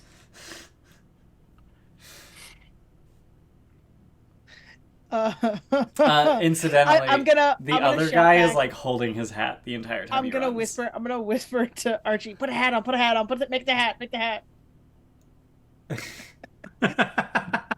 Just give yourself a temporary fucking redhead. Oh, We have your hat. yeah. Our Oh, I just realized He- there's won't be that no antagonistic. blood of someone you killed for you to dip your letter in. Isn't there a dead mosquito? Right? Oh, it has That's to be not a. a someone. Mosquitoes are distinctly some What? things. There's still canonically a finger sitting over there on the ledge, right? There is canonically a finger on the ledge. I saved it just for you on purpose. I definitely was thinking that thing through when we narrated it that way. Let's juice that bitch. To reveal the names, soak this letter. It's a blood. It is not Okay. enough blood. I want you to cut your fingers off and tell me how much blood comes out. That's a different thing, because you have the entire body's worth of blood supply, which can come out of the finger. But just the fingy is not spurting much blood. And I guess if you want to get really technical, we didn't kill it, the ground did. No. I slashed its hand off. I slashed hands off. Fingers off. Also, I'm looking at this again, and I just want to... Hang on. I don't want to hit that one. I want to hit this one. There we go. I just want to show off this silver effect again. It's really fucking good. Because I spent way too long on that. You spent the appropriate amount of time on that. It was like 2 hours. Yes. But And now this I is have another it. reason to not upgrade to Foundry 13. This is pure CSS. Oh wait, no, it would. Yeah, it would Yeah. overwrite. Yeah. Yep. Yeah. I mean, I can grab the CSS and just put it back after I upgrade, but like, yeah. Wow, that fight. It's incredible how Pathfinder fights are so swingy. Like they're decisive, and then they're decisively not the thing that was decided. It almost seems like there's a. It's weird because like there were no abilities used that were like, oh, this is a once a fight ability, but it seems like most of the time the fights start. There's initially a bunch happens, and then it's like, okay, we can recover and start working with it. Yeah. But it seems like when the fights first initiate, if we don't die immediately. I mean, I did win initiative, and I crit Sparky with a deadly weapon, and then I hit Sparky again. There was also severe, like, I fucked up on damage a bunch. Yeah, you rolled a lot of ones on damage. So That was bananas. I think it's more that if attrition is allowed to play out, at least as far as I've seen, the party is more and more likely to, unless we're already low on resources, stack the boons that we want on our behalf, right? Like, I'm gonna get Rallying Anthem off, probably someone's gonna get a fear effect up, then we're gonna start guidancing, and there's a lot of stacking we can do that leads it to becoming more likely we'll win. Right. Incidentally, there are 7 rounds left in Positive Attunement. So if you wanted to sustain that for the next... I would like to sustain that. Cool. Son of a bitch! That is so bad. That is so insanely terrible. God damn it, Fetch! Stop rolling poorly. What? I need to know how bad that, like, exactly how bad that is. Very bad. That is like Calculate so bad. At most, was it 19? 19. 19. The odds of getting no more than 19 on 7d8 are 2.29%. You're exceptional. That is astounding. Fucking hell. That is astoundingly terrible. Holy fuck. That spell has some great potential to do a lot of healing. Yeah. The average on 7d8 is 31.5. Are you fucking I'm bad at math. This is why you should let me stay bad at math. Because then I won't get upset. Yeah. But like that spell does 11d8 healing if you sustain it for the full minute. Just roll 11d8 just for shiggles right now. So we're gonna select Grom. And go into a typing box here.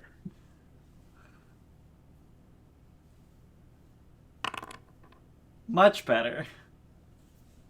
A couple of 8s in there. There's no 1s in there. That's actually above average. Yeah, but you rolled over the course of all 11d8 the prior time 1, 2, 3, 4, 5 1s? Or maybe 4 1s. I think 4. At least 4. Yeah. At least 4, maybe 5. Also, in that 7d8, the highest number was a 5. Mm-hmm. All right. Okay. So this is where we're gonna end the session, but just sort of wrap up. The red caps run off to the city, and there's bioluminescence. There are lights in the cavern. So wait, you all have dark vision anyway. Who gives a fuck? Allegedly, Jorelga and Archie don't. Correct, but you do have dark vision, so I can describe things to you as if you have dark vision. So they get to the bridge that leads to the fortress, and 2 red caps poke out of the top of the fortress and just fucking laugh and point at them. And they start crossing the bridge and make their way into the city, and they disappear into the city. But this guy is walking back, hat not in hand, and just absolutely getting fucking roasted by other red caps. We earned their respect through violence.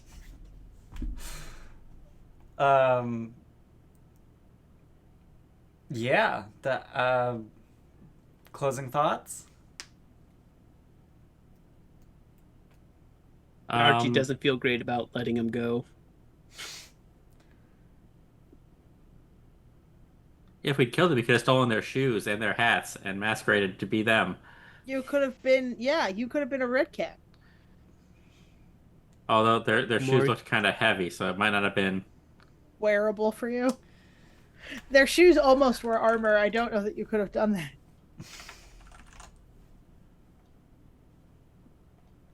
Well, hopefully, there is also the concern now of how chaotic is this city. D, all of the above, I suspect. We murdered one of the welcoming party, and those 2 did not seem to be going to get help. Potentially racist question. Did the red caps look different, or did they were they distinguishable from one another? Is that a heritage, or is that yeah. Okay. Yeah. They had different features, just like they're very long-eared, wizard-bearded, questionably bald. One of them's bald. Who knows about the other 2? Such that if we ran into that red cap again, we could recognize him. Oh yeah. Okay. Even if he finds a new hat. Alright. Well, with that, that's going to be the end of the session. Thanks everyone for being here. If you're watching us on Twitch, check us out on YouTube. I am backlogged by 3 episodes already. I've been fucking slacking. If you're watching us on YouTube, check us out on Twitch. We're live every Wednesday at 4 p.m. Pacific, 7 p.m. Eastern, and also the link to our Discord finally fucking works as of this morning at 3 a.m. because I couldn't sleep because I have chronic pain. So I did that instead. So you can go to discord.thegildedtroll.tv and join our Discord and talk about us and do the stuff and all the. Say hi. The what? If you join the Discord, say hi. Yeah, please say hi and don't just join and then see people Lurk. wave at you and then leave. That's weird.